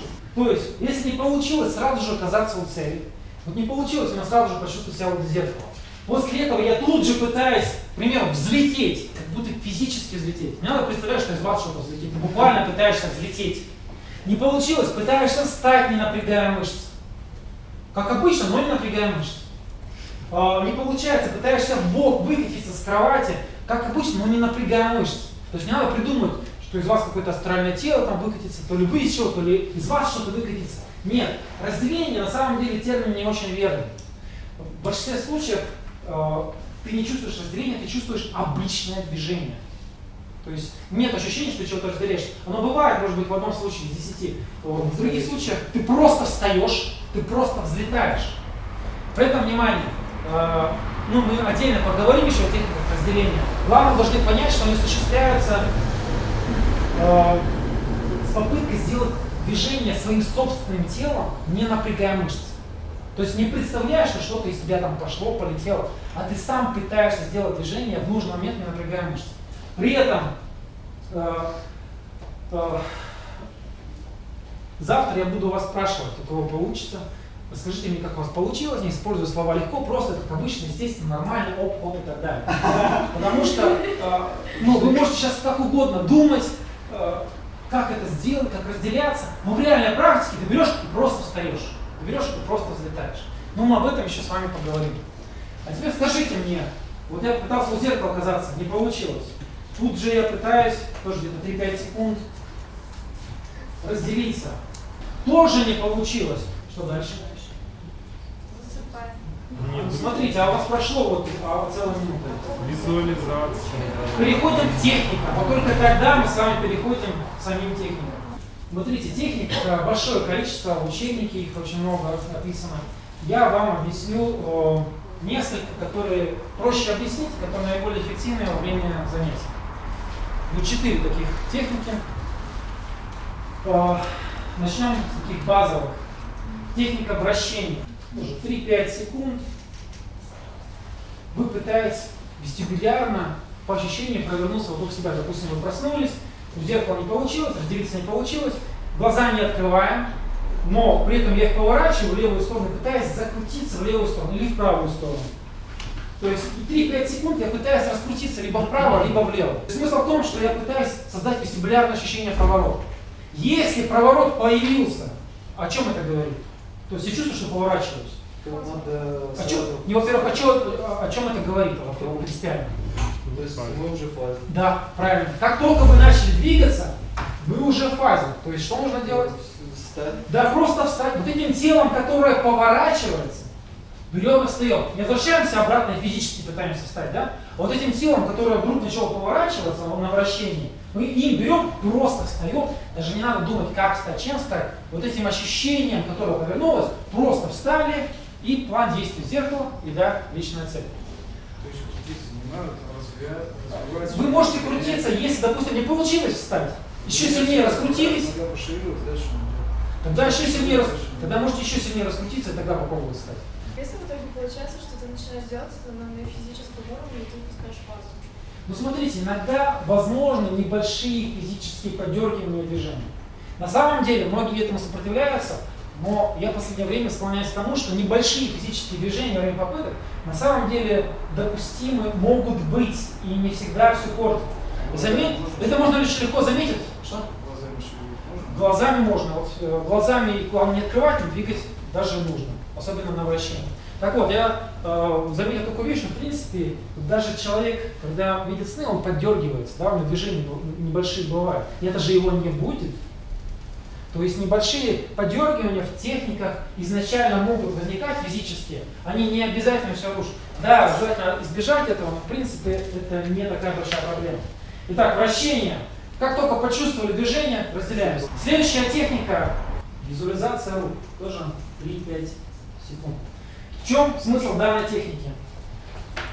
После всего остального, допустим, ничего не сработало, вы начинаете воображать, внимание, воображаете, что руки перед вами, вы на них смотрите и трете, пытаетесь даже услышать. То есть вы лежите с закрытыми глазами, неважно в какой позе проснулись. Внимание, засыпаем, как засыпаем. Не надо специальная поза ложиться. Как проснулись, так и проснулись. Если мы не говорили о положении тела, значит оно не важно. Как проснулись, так и делаем. Итак, допустим, я проснулся на боку, я начинаю представлять, что руки передо мной, я пытаюсь их разглядеть, и почувствовать и услышать. То есть фокусирую все свое внимание на то, что руки передо мной, я пытаюсь их увидеть, почувствовать, разглядеть. Если через несколько секунд руки появились, или я их увидел, или я их услышал, что это значит? Что мы в фазе, да. То есть это признак, что все получилось. Если мы в фазе, то что нужно сделать? Зеркало. Что? Зеркало. То есть встать. Вот прямо с этими руками мы их увидели. Не ложим, не кладем их обратно и пытаемся встать физически. А вот руки уже разделились. И этими же руками дальше встали, пошли, начали двигаться, чтобы было понятно, чем идти. Идем к зеркалу, что-то сели или лично отсели. Так. Следующая техника. Плавание. Техника плавания. В данном случае вы начинаете представлять, что вы, к примеру, плывете.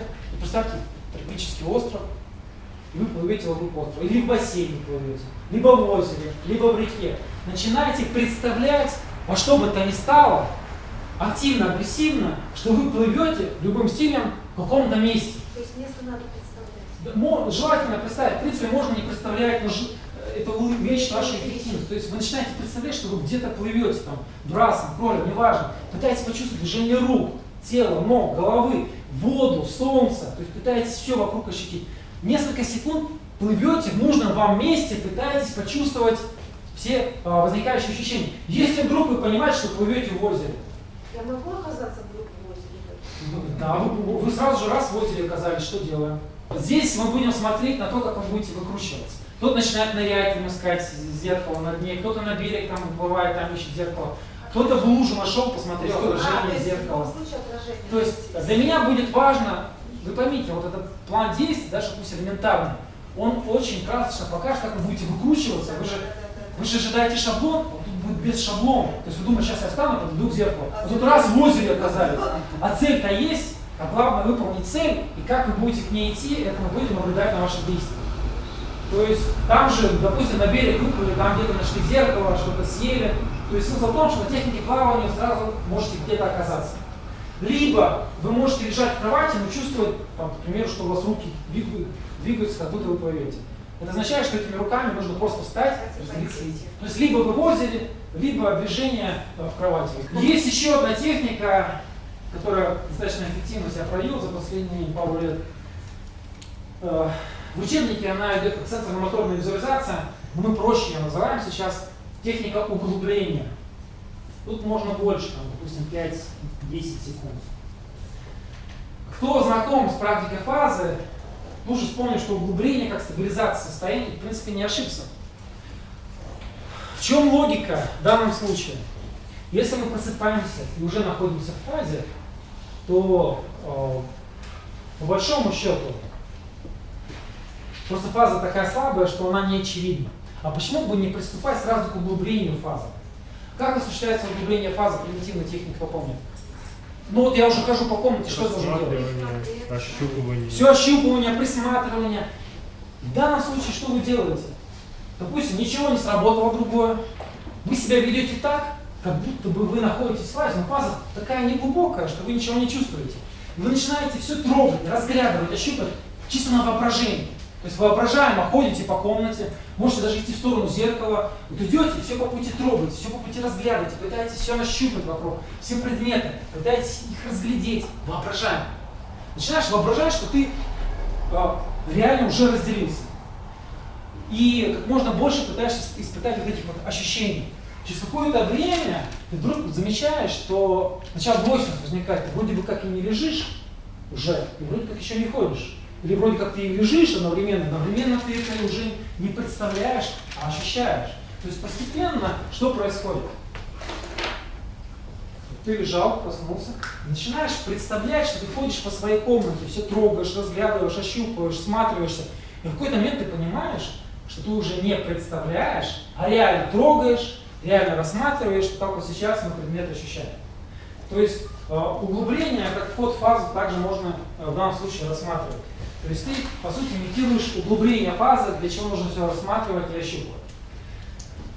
Мы все это будем пробовать, но для завершения алгоритма и теоретической части сегодняшней хочу добавить следующее. Допустим, вы прошли весь цикл, ничего не получилось. Что нужно делать дальше? Еще раз Пробовать еще раз. При этом из этих 4 техник можете выбрать все 4, но не меньше 2. 2, 3, 4. То есть как минимум 2 техники. Допустим, выбрали вращение и углубление. Зеркало не получилось, разделение не получилось, я делаю вращение, не получилось, углубление не получилось, первый цикл. Я снова делаю вращение, снова делаю углубление, второй цикл. Снова делаю вращение, снова углубление, третий цикл. И обязательно до 4-го цикла доходите. При этом вот эта кривая, она перестает обваливаться. больше нельзя делать? Что? Второй раз разделение нельзя делать больше? Как только техника начинает работать, можно пробовать. В принципе, вы можете пробовать между техниками. Вот, но здесь много вариантов, но мы говорим именно об этом. Смысл в том, что когда кривая, когда вы начинаете что-то делать, она перестает обваливаться. В какой-то момент вы делаете цикл, делаете, к примеру, на 3-м цикле вдруг вращение сработало, к примеру, и вы снова оказались в фазе. То есть, если техника сразу не сработала, это не говорит о том, что она чуть попозже не сработала. То есть, у вас есть минута. А теперь скажите мне, минуту вы пробовали, вот минуту цикла прокрутили все это, ничего не получилось, что тогда? Засыпание. А засыпаем как? Силовое. Нет, именно с намерением проснуться и что? И снова И попробовать. еще раз попробовать. То есть в самом конце, когда ничего если не получилось, или даже получилось, мы засыпаем в смысле сейчас проснусь и еще раз попробуем. И таким образом ваша задача штамповать как можно больше пробуждений с этими действиями. Смотрите, мы много говорили, но на самом деле все можно буквально за несколько секунд сказать. Ваша задача проснуться, сразу же оказаться у зеркала. Если не получилось, попытаться взлететь, встать, выкатиться. Если не получилось, в течение минуты перебирать, допустим, 2 техники каких-то, пока какая-то из них не сработает. Техника сработала, мы снова разделяемся, и опять же зеркало, еда, личная цель. Все достаточно просто. По поводу предварительных моментов, еще раз, когда это делать. Кто рано встает, прям вечером ложимся, сегодня, да, и смысл, сейчас ночью буду просыпаться. Этого желания просыпаться ночью будет достаточно, чтобы вы просыпались ночью. Вообще мозг человека не спит больше 90-92 минут. Вы всегда просыпаетесь, каждые 1,5 часа просто можете об этом не помнить, но просыпаетесь всегда, это физиология мозга. И когда есть намерение ловить пробуждение, вы их будете ловить. После дневного сна это можно пробовать, но самое главное для вас составить намерение это пробовать вот после будильника для всех остальных. В 6 утра встали, намерение создали и ложимся, смысл ловить пробуждение. При этом, если вы проснулись до будильника, тоже можно пробовать. Самое главное засыпать с мыслью, сейчас проснусь и буду пробовать. Желательно при этом не двигаться. Здесь такое, я вот реально проснулся, у меня сейчас ничего не получится. Такое возникает. Я понимаю, возникает, но мы все равно должны делать. Что бы нам не показалось. Допустим, что я делаю в такой же ситуации? У всех бывает, у меня тоже такое бывает, ты просыпаешься, ощущение, что полностью проснулся. Уже ничего не получится. Я просто себя начинаю думать, а я просто потренируюсь. Начинаешь тренироваться, у тебя все получается. Ну, такой психологический момент, мы о них еще поговорим с вами. Такой был вопрос, как отличить фазу и убедиться в том, что ты сейчас не выдумываешь это все, не выдумываешь. Смотрите, вначале, когда вы начинаете попадать в фазу, она начинает граничить с воображением. То есть иногда вначале ты можешь не понять, ты воображаешь, либо трогаешь, ну, к примеру, предмет. Но в конечном итоге фаза должна быть как реальность.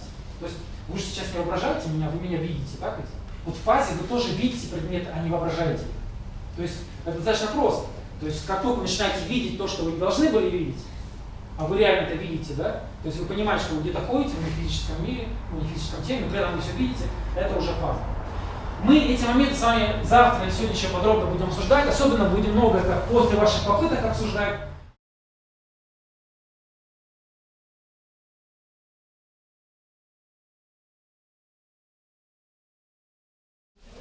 Ложитесь, закрываем глаза.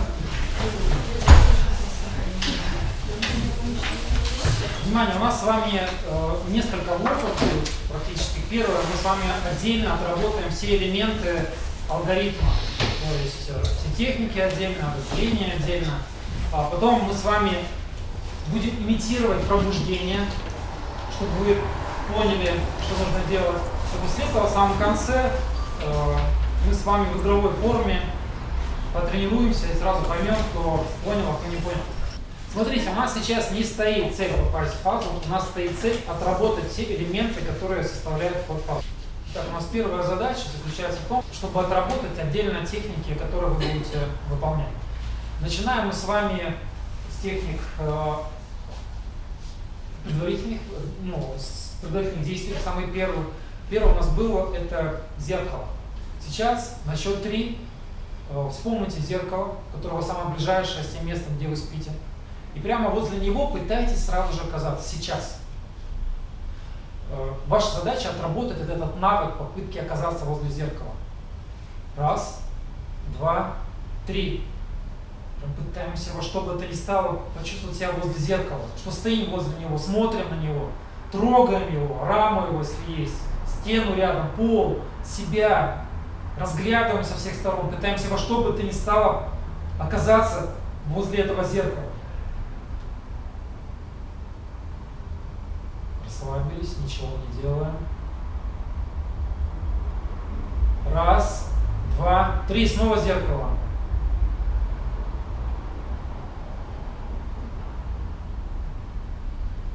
Пытаемся во что бы то ни стало оказаться возле этого зеркала. Вот вы правда возле него стоите, но почему-то себя не чувствуете.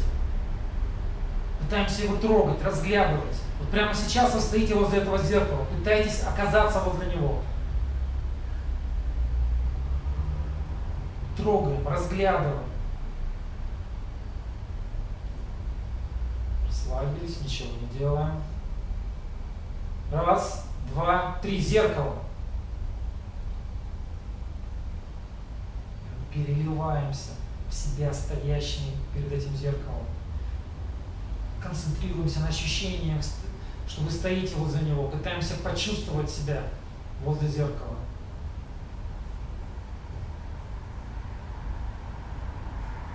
Во что бы то ни стало, пытаемся почувствовать себя возле зеркала прямо сейчас.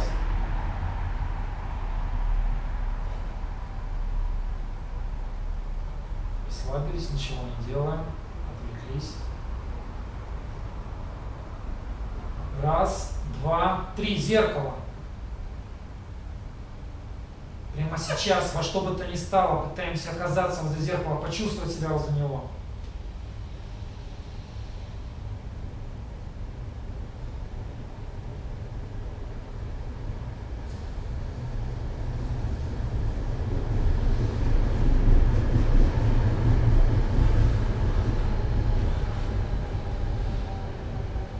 Расслабились, ничего не делаем.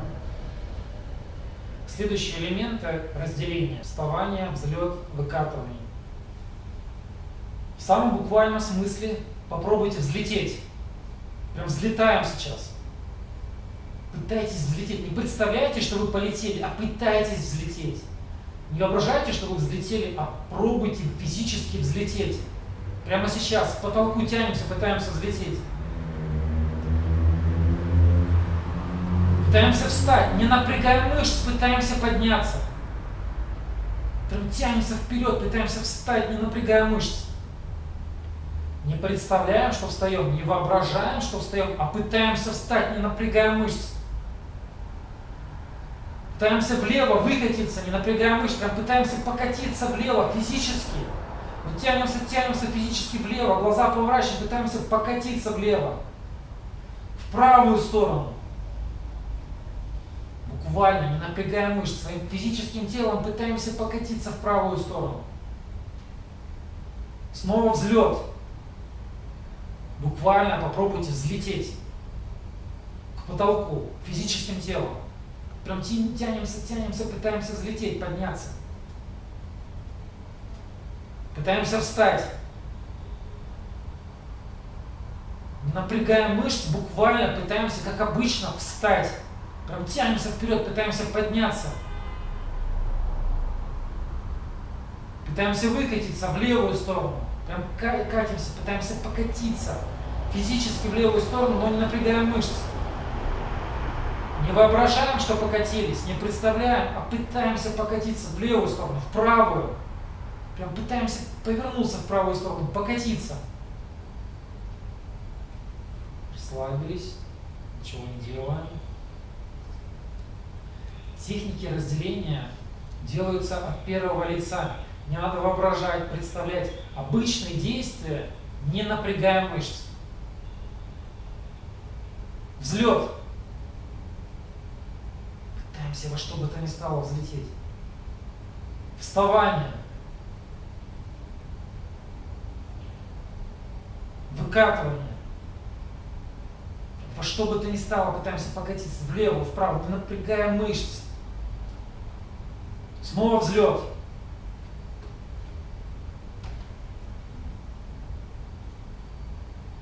Вставание. Выкатывание.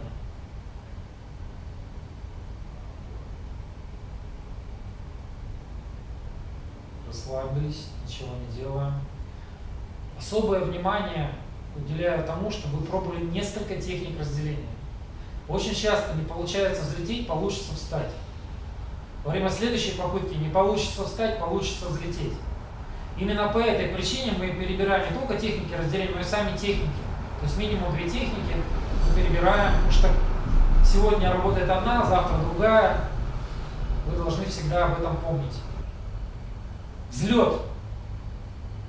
Пытаемся взлететь, во что бы то ни стало, прямо сейчас взлететь. Выкатиться в левую сторону, в правую сторону покатиться пробуем. Не напрягаем мышц. Встать пробуем, прямо сейчас подняться. Взлететь. Снова встать. Выкатиться. Еще попробуйте провалиться вниз. Как будто бы падать. Прям попробуйте провалиться сквозь пол.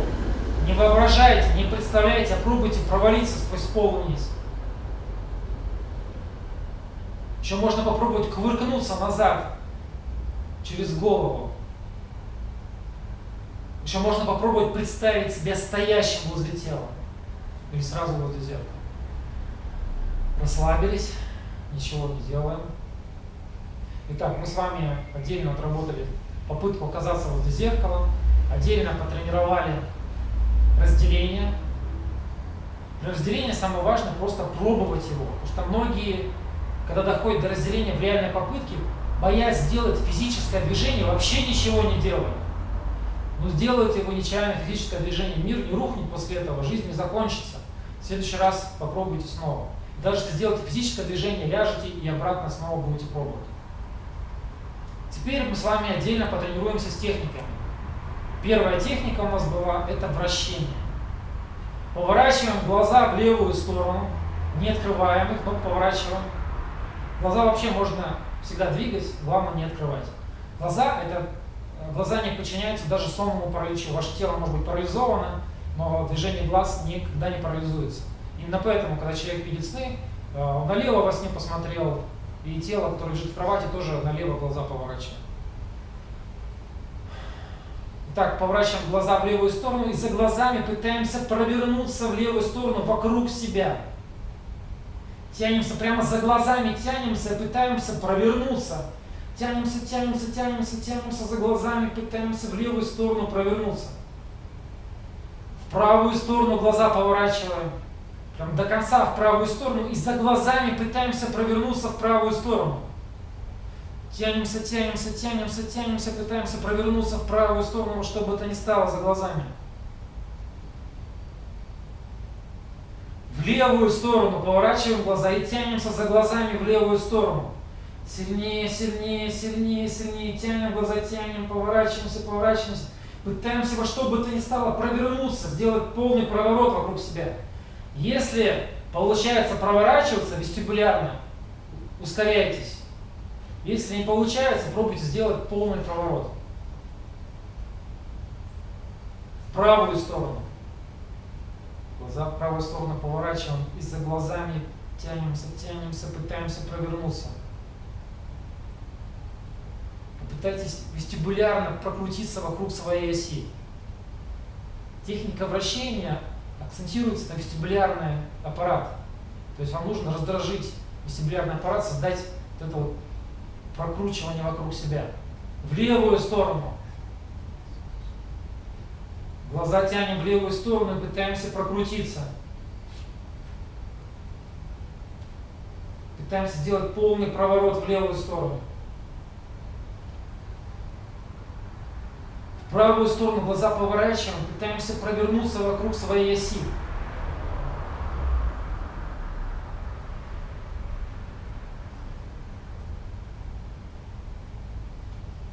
В течение минуты самостоятельно пробуйте вращаться на уровне вестибулярного аппарата.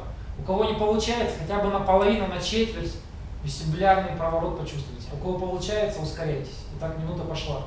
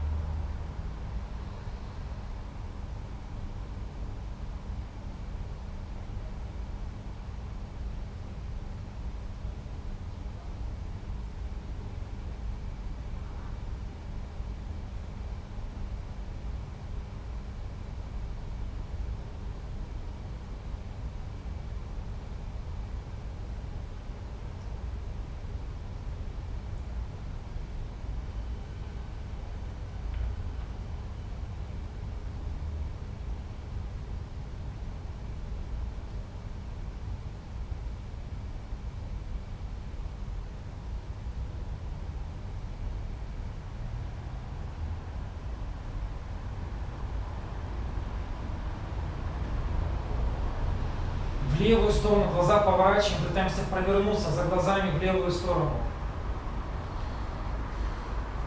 В правую сторону тянемся, пытаемся провернуться до конца в правую сторону. Пробуйте вестибулярный проворот сделать.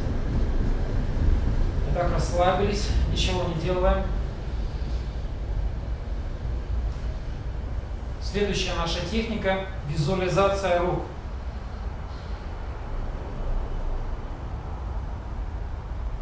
На счет 3 начинаем представлять, внимание, что руки перед вашими глазами, буквально сантиметров 10 от глаз. Пытаемся их разглядеть, почувствовать и услышать звук трущихся рук. Раз, два, трем руки. Пытаемся их во что бы то ни стало увидеть. Как будто руки правда перед вашими глазами, но вы почему-то их не видите. Еще сильнее руки трем. Еще быстрее. Пытаемся их услышать. Пытаемся их увидеть. Во что бы то ни стало. Руки передо мной. Где они? Почему я их не вижу? Еще активнее, еще быстрее.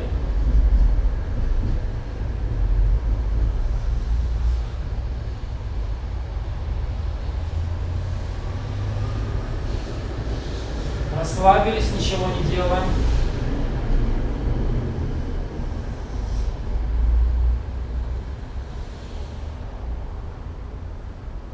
Раз, два, трем руки.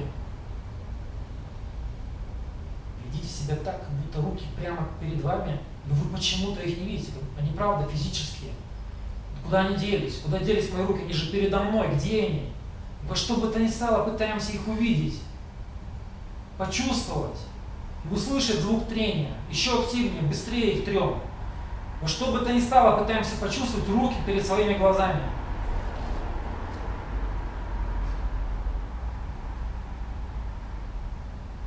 трем их сильнее, быстрее.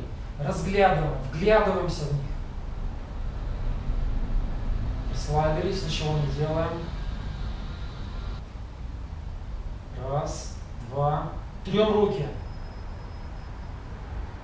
Вживаемся, вливаемся в эти действия.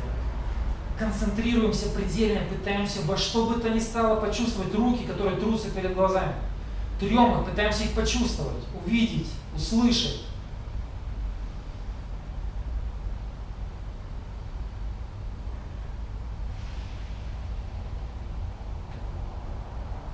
Расслабились, ничего не делаем.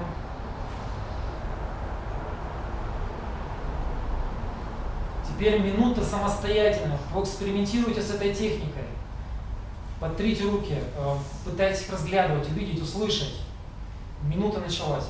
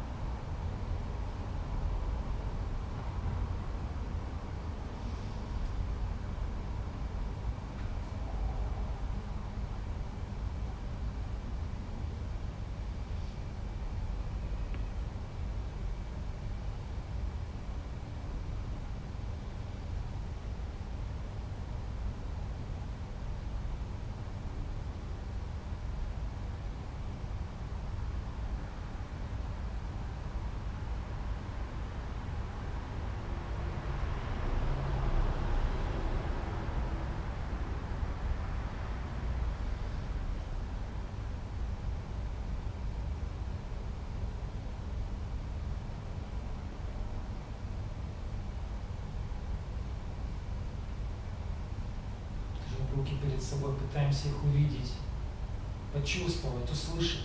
Как будто руки правда перед вами. Где они? Почему я их не чувствую? Закончили. В реальной попытке, как только руки появились, не надо лежать и продолжать их тереть, разглядывать. Вы уже в фазе, встали и пошли.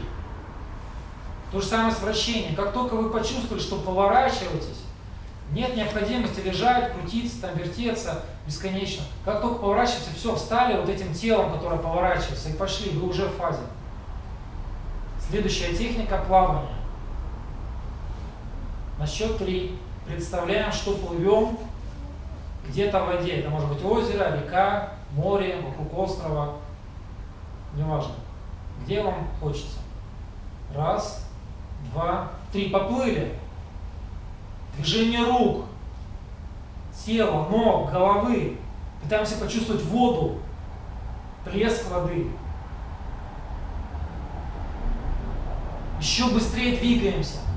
Прям фокусируем внимание на движении. Пытаемся почувствовать, что плывем. Вот прямо сейчас, как будто вы плывете, но почему-то себя не чувствуете. А вы правда плывете. Где мое тело? И пытаемся его почувствовать, вернуться в него. Еще быстрее плывем. Еще активнее, быстрее, внимательнее. Расслабились, ничего не делаем. То есть ведите себя так, как будто вы плывете, правда, и вы пытаетесь вернуться в себя плывущими где-то. Вы почему-то себя не чувствуете, пытаетесь во что бы то ни стало почувствовать себя плывущим. То есть вы сейчас не здесь, а где-то плывете. Раз, два, три. Пытаемся вернуться в себя, который плывет где-то в озере, в море, в бассейне. Еще быстрее плывем. Внимательно пытаемся прочувствовать себя плывущими. Еще больше движения, больше внимательности. Движение рук, ног, тела. Пытаемся залиться туда, перелиться в тело, которое плывет. И ускоряемся, еще быстрее плывем. Расслабились, ничего не делаем. Очень важно делать все вживаясь. Именно это является ключевым фактором. Если вы будете делать для галочки, вот я делал эту технику, ту технику, это очень редко будет у вас срабатывать. Нужно буквально вживаться в выполняемые действия. Тогда любая техника начинает работать. Любая. Раз, два, три. Поплыли. Пытаемся во что бы то ни стало почувствовать себя плывущими. Еще быстрее плывем, еще активнее. Вы правда сейчас плывете, но где ваше тело? Почему вы его не чувствуете? Пытаемся оказаться в нем во что бы то ни стало.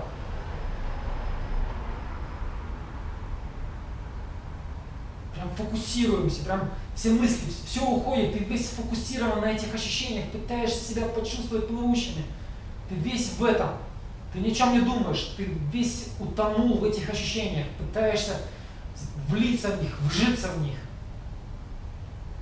Ты сейчас плывешь, ты должен быть там. Расслабились, ничего не делаем. Теперь минута самостоятельно. Поэкспериментируйте с техникой плавания. Динамичное движение и вживание – фактор успеха. 1, 2, 3, минута пошла.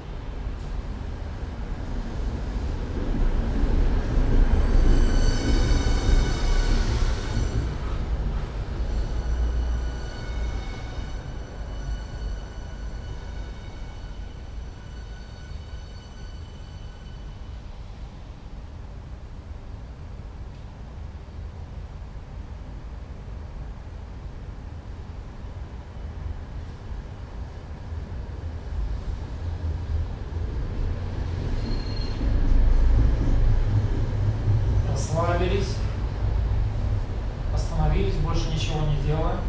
И у нас осталась последняя техника – это углубление. То есть имитация углубления, как будто бы вы разделились. Суть ее в том, что нужно представить, что ты ходишь по комнате, все трогаешь и разглядываешь. Вспомните, где вы сегодня будете спать. Дома, в гостинице, у родственников, друзей. И ваша задача сначала под мою диктовку в этой комнате все выполнять.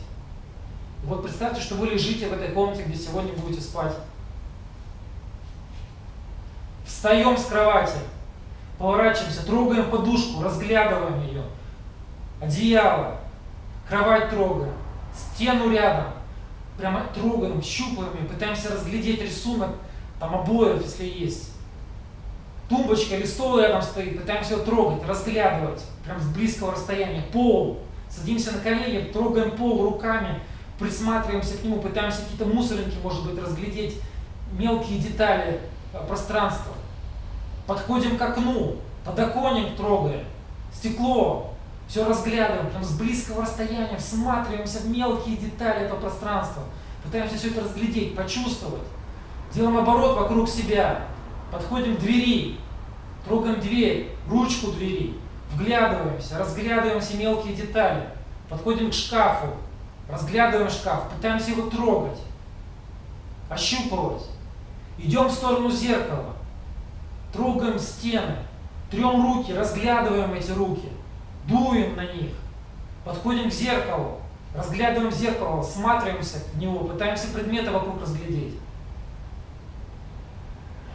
Плюс-минус, все больше не делаем, должно выполняться в таком духе, только еще активнее, еще быстрее. Чем больше движений включите, тем будет больше эффекта. То есть старайтесь максимально больше ощущений включать. Когда вы начинаете выполнять эту технику, то в какой-то момент представление заменяется реальными ощущениями. То есть ты представляешь, что вроде ходишь, а в какой-то момент ты понимаешь, что ты не представляешь, а ты реально уже ходишь по комнате. В этот момент разделяться уже не надо, нужно выполнять план действий. Допустим, в технике плавания ты тоже можешь сразу где-то оказаться плывущим, а можешь просто чувствовать движение рук, лежа в кровати, тогда тебе нужно встать.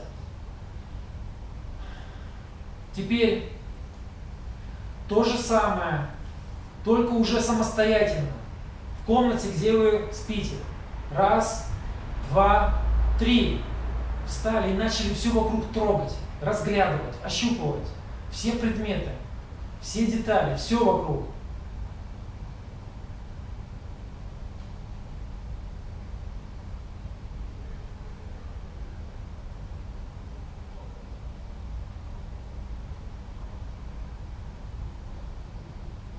Как будто вы правда ходите, но почему-то не чувствуете свое тело. И ваша задача как будто бы вернуться в это тело, которое ходит по комнате. То есть как будто вас парализовало, вы вдруг ничего не чувствуете. Где мои ощущения? И пытаетесь обратно получить. Все истерично трогаете в своей комнате, пытаетесь все разглядеть, вернуть свои чувства, вживаетесь в эти действия. Ключевой фактор – активность и вживание в технику.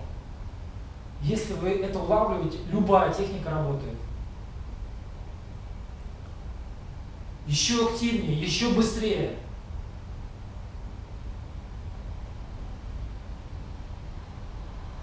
Расслабились, ничего не делаем. Теперь еще раз самостоятельно. Раз, два, три. Ходим по комнате, все трогаем и разглядываем. Начали.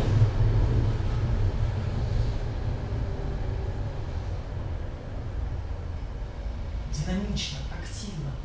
Важна внимательность к деталям, к мелким деталям.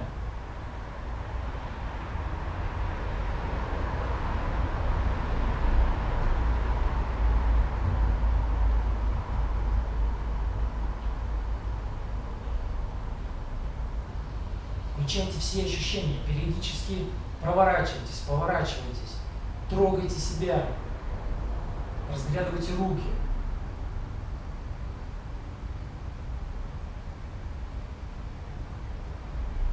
Еще активнее, еще быстрее все трогаем, разглядываем, пытаемся вжиться в эти ощущения. Пытаемся оказаться в этой чертовой комнате прямо сейчас. Во что бы то ни стало. Пытаемся почувствовать все ощущения. Как будто вы правда ходите по этой комнате.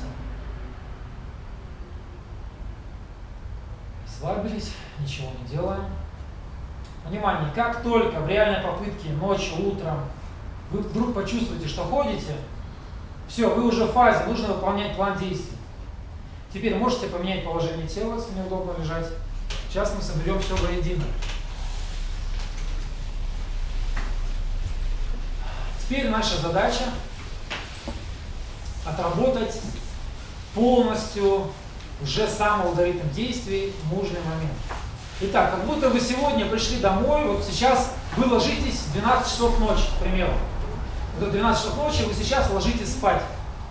Про себя вы думаете, так, будильник вы завели на 5, 6, 7 часов, кому как нужно, чтобы не доспать.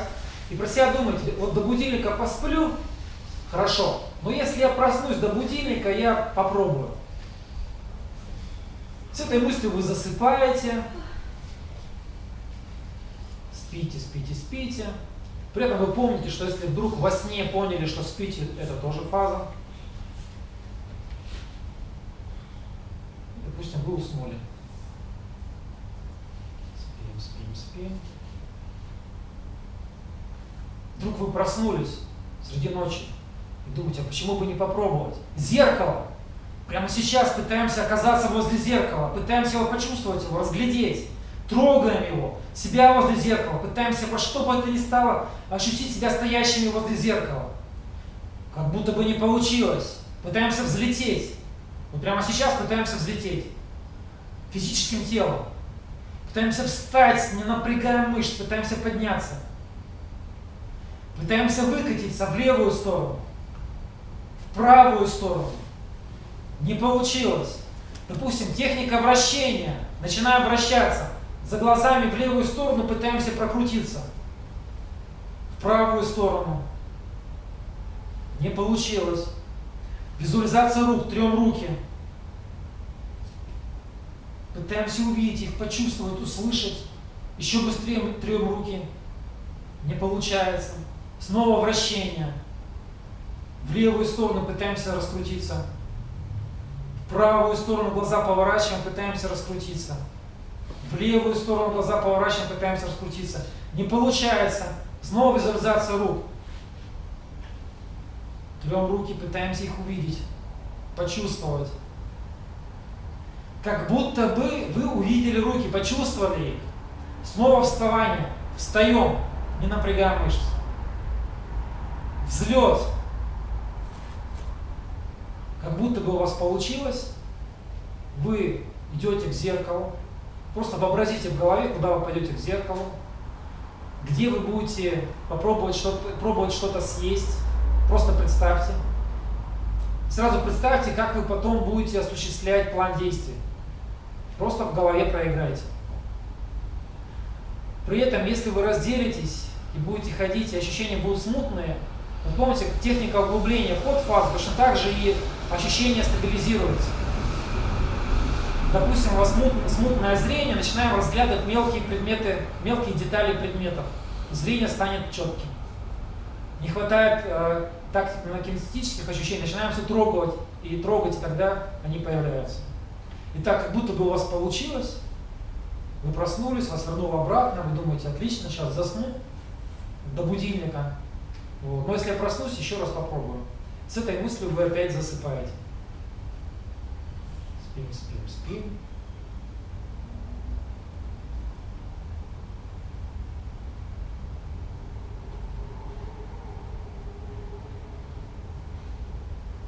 При этом помню, что сознание во сне тоже является фазой.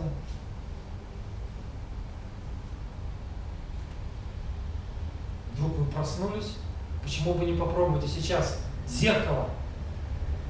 Пытаемся сейчас оказаться у зеркала, трогаем его, вглядываемся в него. Прямо сейчас у этого чертова зеркала пытаемся оказаться, как будто стоим возле него.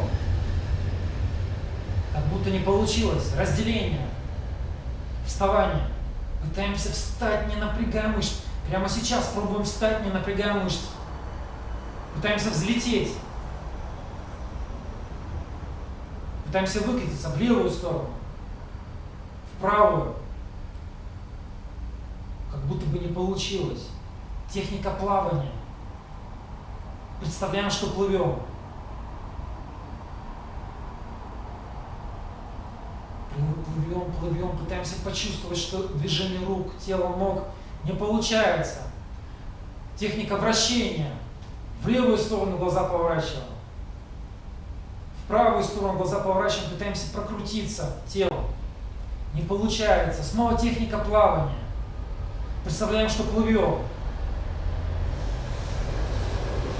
Еще быстрее плывем.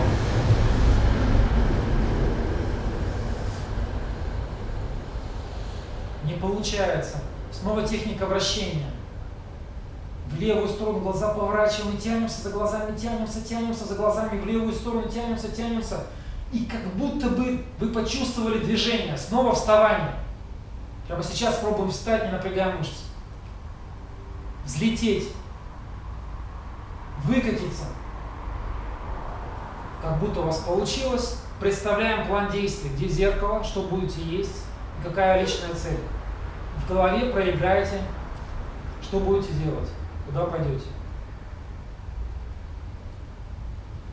Как будто у вас получилось.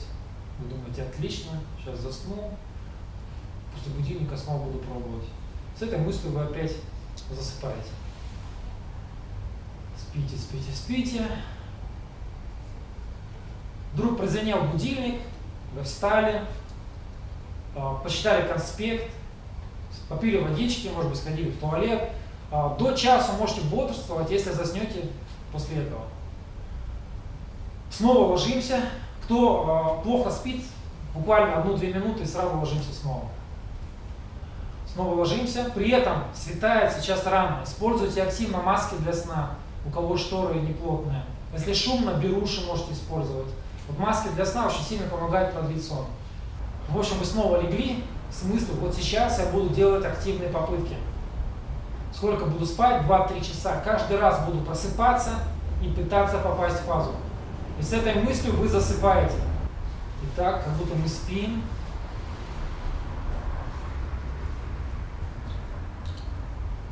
Спим, спим, спим. Видим сон. Вдруг во сне что-то странное произошло, и вы думаете, так, Я же во сне. Это сон, это фаза. Представляем план действий, где, допустим, вот вы на улице оказались в фазе, где вы будете осуществлять план действий, зеркало и еда.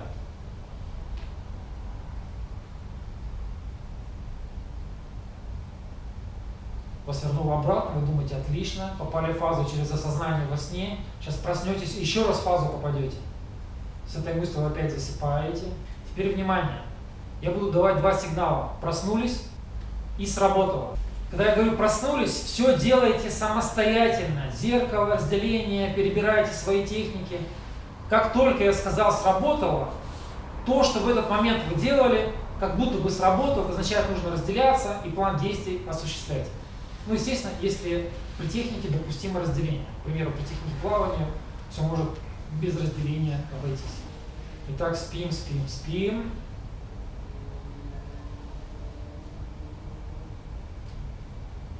Проснулись. Сработало. То есть вы сразу у зеркала оказались. План действий дальнейший в голове прокручиваем.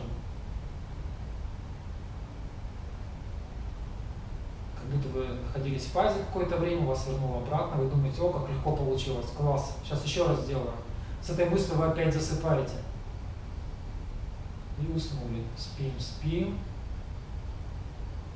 Время уже часов 8-9, уже спать не очень хочется, но вы все равно засыпаете. Спим, спим, спим. Проснулись. Все самостоятельно.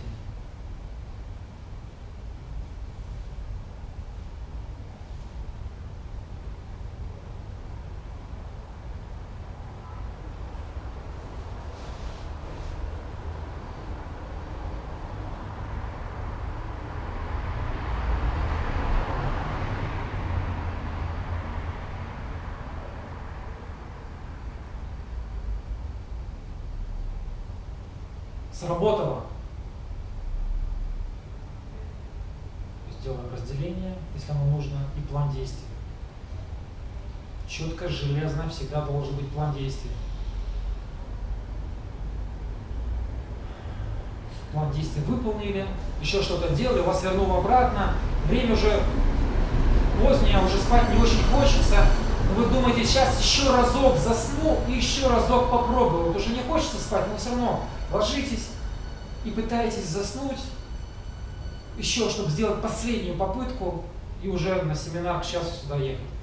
И с этой мыслью вы засыпаете. Не хочется спать, но вы засыпаете, засыпаете, и незаметно уснули.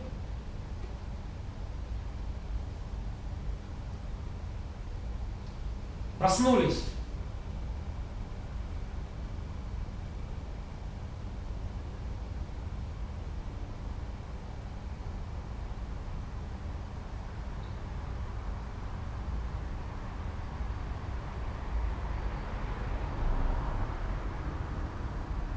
Сработало.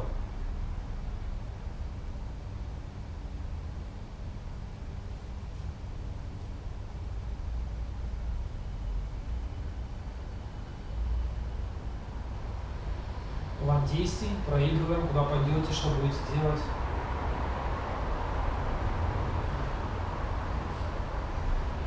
Фаза вас вернула.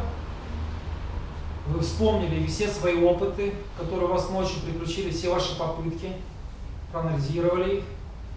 И к часу едете сюда на занятия. У нас есть еще один большой блок. Пока вы сейчас в идеальности не выполните мое задание следующее домой, я вас не отпущу. Но сейчас будет абсолютно четко понятно, кто усвоил материал, а кто его не усвоил. Объяснять правила игры не буду, вы должны сходу сами понять. Мы приходим вечером домой, ложимся, и что мы делаем? Засыпаем. Засыпаем, а перед этим что? Да, заводим будильник. На будильник нам надо просто спать. Спим, спим, спим ночью. Ночью нам можно просыпаться, делать попытки? Можно. Ну, просто чтобы акцента не было. Хорошо. Спим. Проснулись по будильнику. Сразу делаю технику. Как вы думаете? Да, встали, походили, по будильнику мы встаем, вспоминаем, что делать. И через 5 минут или там через полчаса, Дамир, то есть снова ложимся, и о чем мы думаем? Вот попытка, что я сейчас проснусь и буду делать. И вот теперь самое главное. Теперь начинается игра. Вот я уснул, желание проснуться, делать попытки. Вот я сплю, проснулся. Сразу к зеркалу. Зеркало, сразу пытаюсь оказаться возле зеркала. Во что бы то ни стало. Не получилось. Не получилось? Да. Вставать. Вставать, взлететь, пытаясь как-то разделиться сразу же, во что бы ни стало. Не получилось. Что делать? Какую именно? Любую вызовите. Плавание, только быстрее, пока будет медленно, мы не будем считать. Я пытаюсь представить, что я плыву, пытаюсь там брасом, кролем, как угодно, пытаться почувствовать ощущение, что я плыву где-то в озере, в море. Не получается. Трем щупом. Трем руки, пытаемся почувствовать руки, разглядываем, пытаемся их увидеть, почувствовать. Не получается. Плывем. Пытаемся почувствовать, что плывем, пытаемся, вот чтобы то ни стало, ощутить себя плывущими где-то. Не получается. Выкатываемся. Вращение, имеется в виду. Пытаемся раскрутиться в левую сторону, вправо, прям за глазами пытаемся крутиться. Вдруг я чувствую, что я поворачиваюсь. У зеркала. Ну вот что делал, я вот чувствую, что я поворачиваюсь. Встаю и сразу иду к зеркалу. Причем просто вставайте, не надо думать, как там разделяться, чем разделяться. Если вы чувствуете, что поворачиваете, вы уже разделились. Можно сразу разделиться у зеркала, выкатиться возле него. Хорошо, я оказался у зеркала. Дальше. Сесть. Что-нибудь съели и дальше. Цель. Личная цель. Да, только сейчас мы говорим личная цель, чтобы не раскрывать, да, свои какие-то, может быть, коварные цели. Но в реальности это должна быть конкретная цель. Хорошо, план выполнили, вас вернул обратно, вы лежите, и о чем думаете?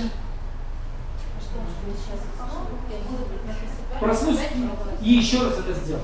Итак, игра заключается в том, что мы должны весь алгоритм идеально обойти, без подсказок. Итак, я сплю, проснулся. Зеркало, пытаюсь оказаться возле зеркала, пытаюсь его ощупать, разглядеть. Не получается. Взлететь, еще что? Не получается провалиться. Провалиться, встать, то есть как-то разделиться буквально сразу же. Не получилось. Слетела. А уже было, что еще? Техники. Выкатывать. Техники, какие вот мы с вами обсуждали? Углубление. Углубление. Ходить Представляем, по комнате. да, потому что я представляю, что ходим по комнате, все трогаем, разглядываем, ощупываем. Прям очень внимательно будьте к деталям. И важно вот это вживание, не для галочки делаем, а буквально пытаемся почувствовать. Тогда это все будет работать. Без этого бесполезно. Не получилось углубление. Трем руки, пытаемся почувствовать руки, увидеть их, разглядеть, почувствовать. И вдруг я понимаю, что я не представляю, а вот они руки, я их уже вижу. Что делаем, девушка? Руки мы увидели, просто встали и пошли в зеркало. Да, ну, на самом деле, действительно, можно много что сделать, но если вы увидели руки, когда пытались их визуализировать, признак в том, что все, вы уже в фазе, вы уже разделились, надо выполнить план действий. Поэтому идем там к зеркалу и осуществляем дальнейшие. После зеркала у нас что? Что-то съесть, а после этого. Уже представить цель. Ну, не представить, а осуществлять личную цель. Михаил, можно вопрос, извините? А вот то, что меня мучает, вот я подхожу к зеркалу, я вижу свое отражение или что? А это вы расскажете завтра, что вы там увидите. У нас нет цели что-то конкретное там Всё увидеть. понятно. У нас Не есть... дать пройти. Да, вы должны будете прийти и рассказать, что вы увидите. Итак, у нас несколько ошибок было сделано. Снова начинаем. У меня получилось, я лежу, думаю, сейчас проснусь и еще раз попробую. С этой мыслью я засыпаю. Итак, я сплю, проснулся. Зеркало. Зеркало, сразу же пытаюсь оказаться у зеркала. Во что бы то ни стало. Не работает. Используй техники. Я плыву. Ага. А что можно еще сделать? На самом деле, смотрите, если вы просыпаетесь и четко не помните алгоритм, делайте что угодно, что помните. У вас есть минута, которую нужно использовать. Кстати, небольшой есть совет. Вот смотрите, многих, наверное, раздражает необходимость вот этой цикличной техники потом делать. Некоторые как решают проблему. Человек просыпается, ему настолько не хочется потом перебирать техники, что он настолько качественно делает попытку оказаться у зеркала или разделиться, ну, во что бы то ни стало, что у него, чтобы потом до техники не дошло. То есть, чтобы эффект получить сразу же. То есть ты просыпаешься и думаешь, блин, надо сейчас сразу фазу попасть, чтобы потом с техниками не мучиться. И человек настолько качественно сразу же пытается в зеркало оказаться. То есть ты просыпаешься, вот, допустим, девчонки, просыпаетесь и думаете, блин, эти техники, это надо, да? Ты просыпаешься, чем не зеркало, лучше я сразу у зеркала окажусь, это сразу сработает. И это действительно сразу же может сработать. У нас, завтра вы увидите, как это все у нас получится. Итак, давайте все сначала. Проснулись. Возле зеркала. Сразу возле зеркала пытаемся оказаться. Не получилось. Взлетать, выкатываться и что лишнего. Выкатиться, встать, взлететь. Хорошо. Не получилось. Все техники делаю. Или плыву. Хорошо, плавание. Растираю. Плывем, пытаемся плыть, пытаемся почувствовать себя плывущими. Не получается. Трем руки. Я заметил, что если не помню какие техники, всегда трем руки. Хорошо, трем руки, пытаемся их почувствовать. Но это нормально, хотя бы что-то. Нет рук, не появляется. Вращение, пытаемся раскрутиться в левую сторону, вправо, прям за глазами, очень активно глазами помогайте, прям их закручивайте. Не работает. Пытаемся почувствовать, что ходим по комнате, все трогаем, разглядываем. Вдруг в какой-то момент я понимаю, что я не представляю, а вот реально начинаю все видеть. Да, все, не надо не разделяться, сразу идем в зеркало, после зеркала что? Еда, холодильник, да. После этого у нас что? Личная какая-то цель. Смотрите, согласитесь, ничего сверхъестественного, никаких фантастических технологий у нас нет. Все просто. Давайте за несколько секунд проснуться, в зеркало оказаться, не получится попытаться разделиться, не получится, перебираем техники до тех пор, пока какая-то не сработает. Сработало разделение зеркала и все прочие цели. Все достаточно примитивно. Теперь хочу вам несколько моментов добавить для повышения вашей эффективности и результативности. Первое. Вы поймите, все то, о чем я сейчас с вами здесь говорил, не является какой-то моей фантазией, что я там сидел в кабинете, придумал, сейчас я выйду и расскажу им вот так. Наверное, это сработает. У нас школа изначально была исследовательским проектом. То есть я начинал вести семинары в 2007 году для того, чтобы исследовать технологии. И та эффективность, которая у нас сейчас достигается буквально за 2 ночи, раньше на это уходило 2 месяца, чтобы вы понимали. Я просто смотрел, что работает, оставлял и совершенствовал, что не работает, убирал. И так постепенно, год за годом технологии совершенствовались.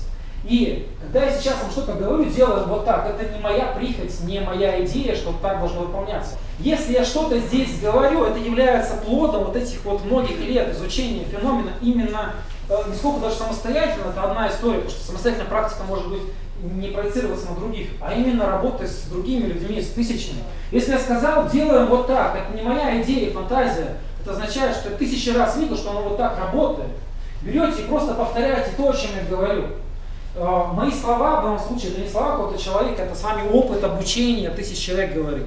Если я вам что-то говорю, просто слушайте это, просто дословно это выполняйте, старайтесь это понять максимально педантично, детализированно, тогда оно будет все работать. Это очень важный момент, потому что многие думают, что все так приблизительно говорится, можно так, а можно не так. Алгоритм, да, он может быть изменяться, но общие принципы, они должны быть одинаковые, вы должны ими обязательно следовать.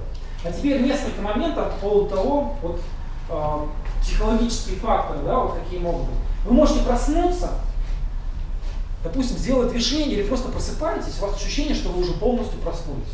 Вы лежите и думаете, да что сейчас буду пробовать, у меня ничего не получится, я вот уже проснулся, лежу, у меня ничего не получится.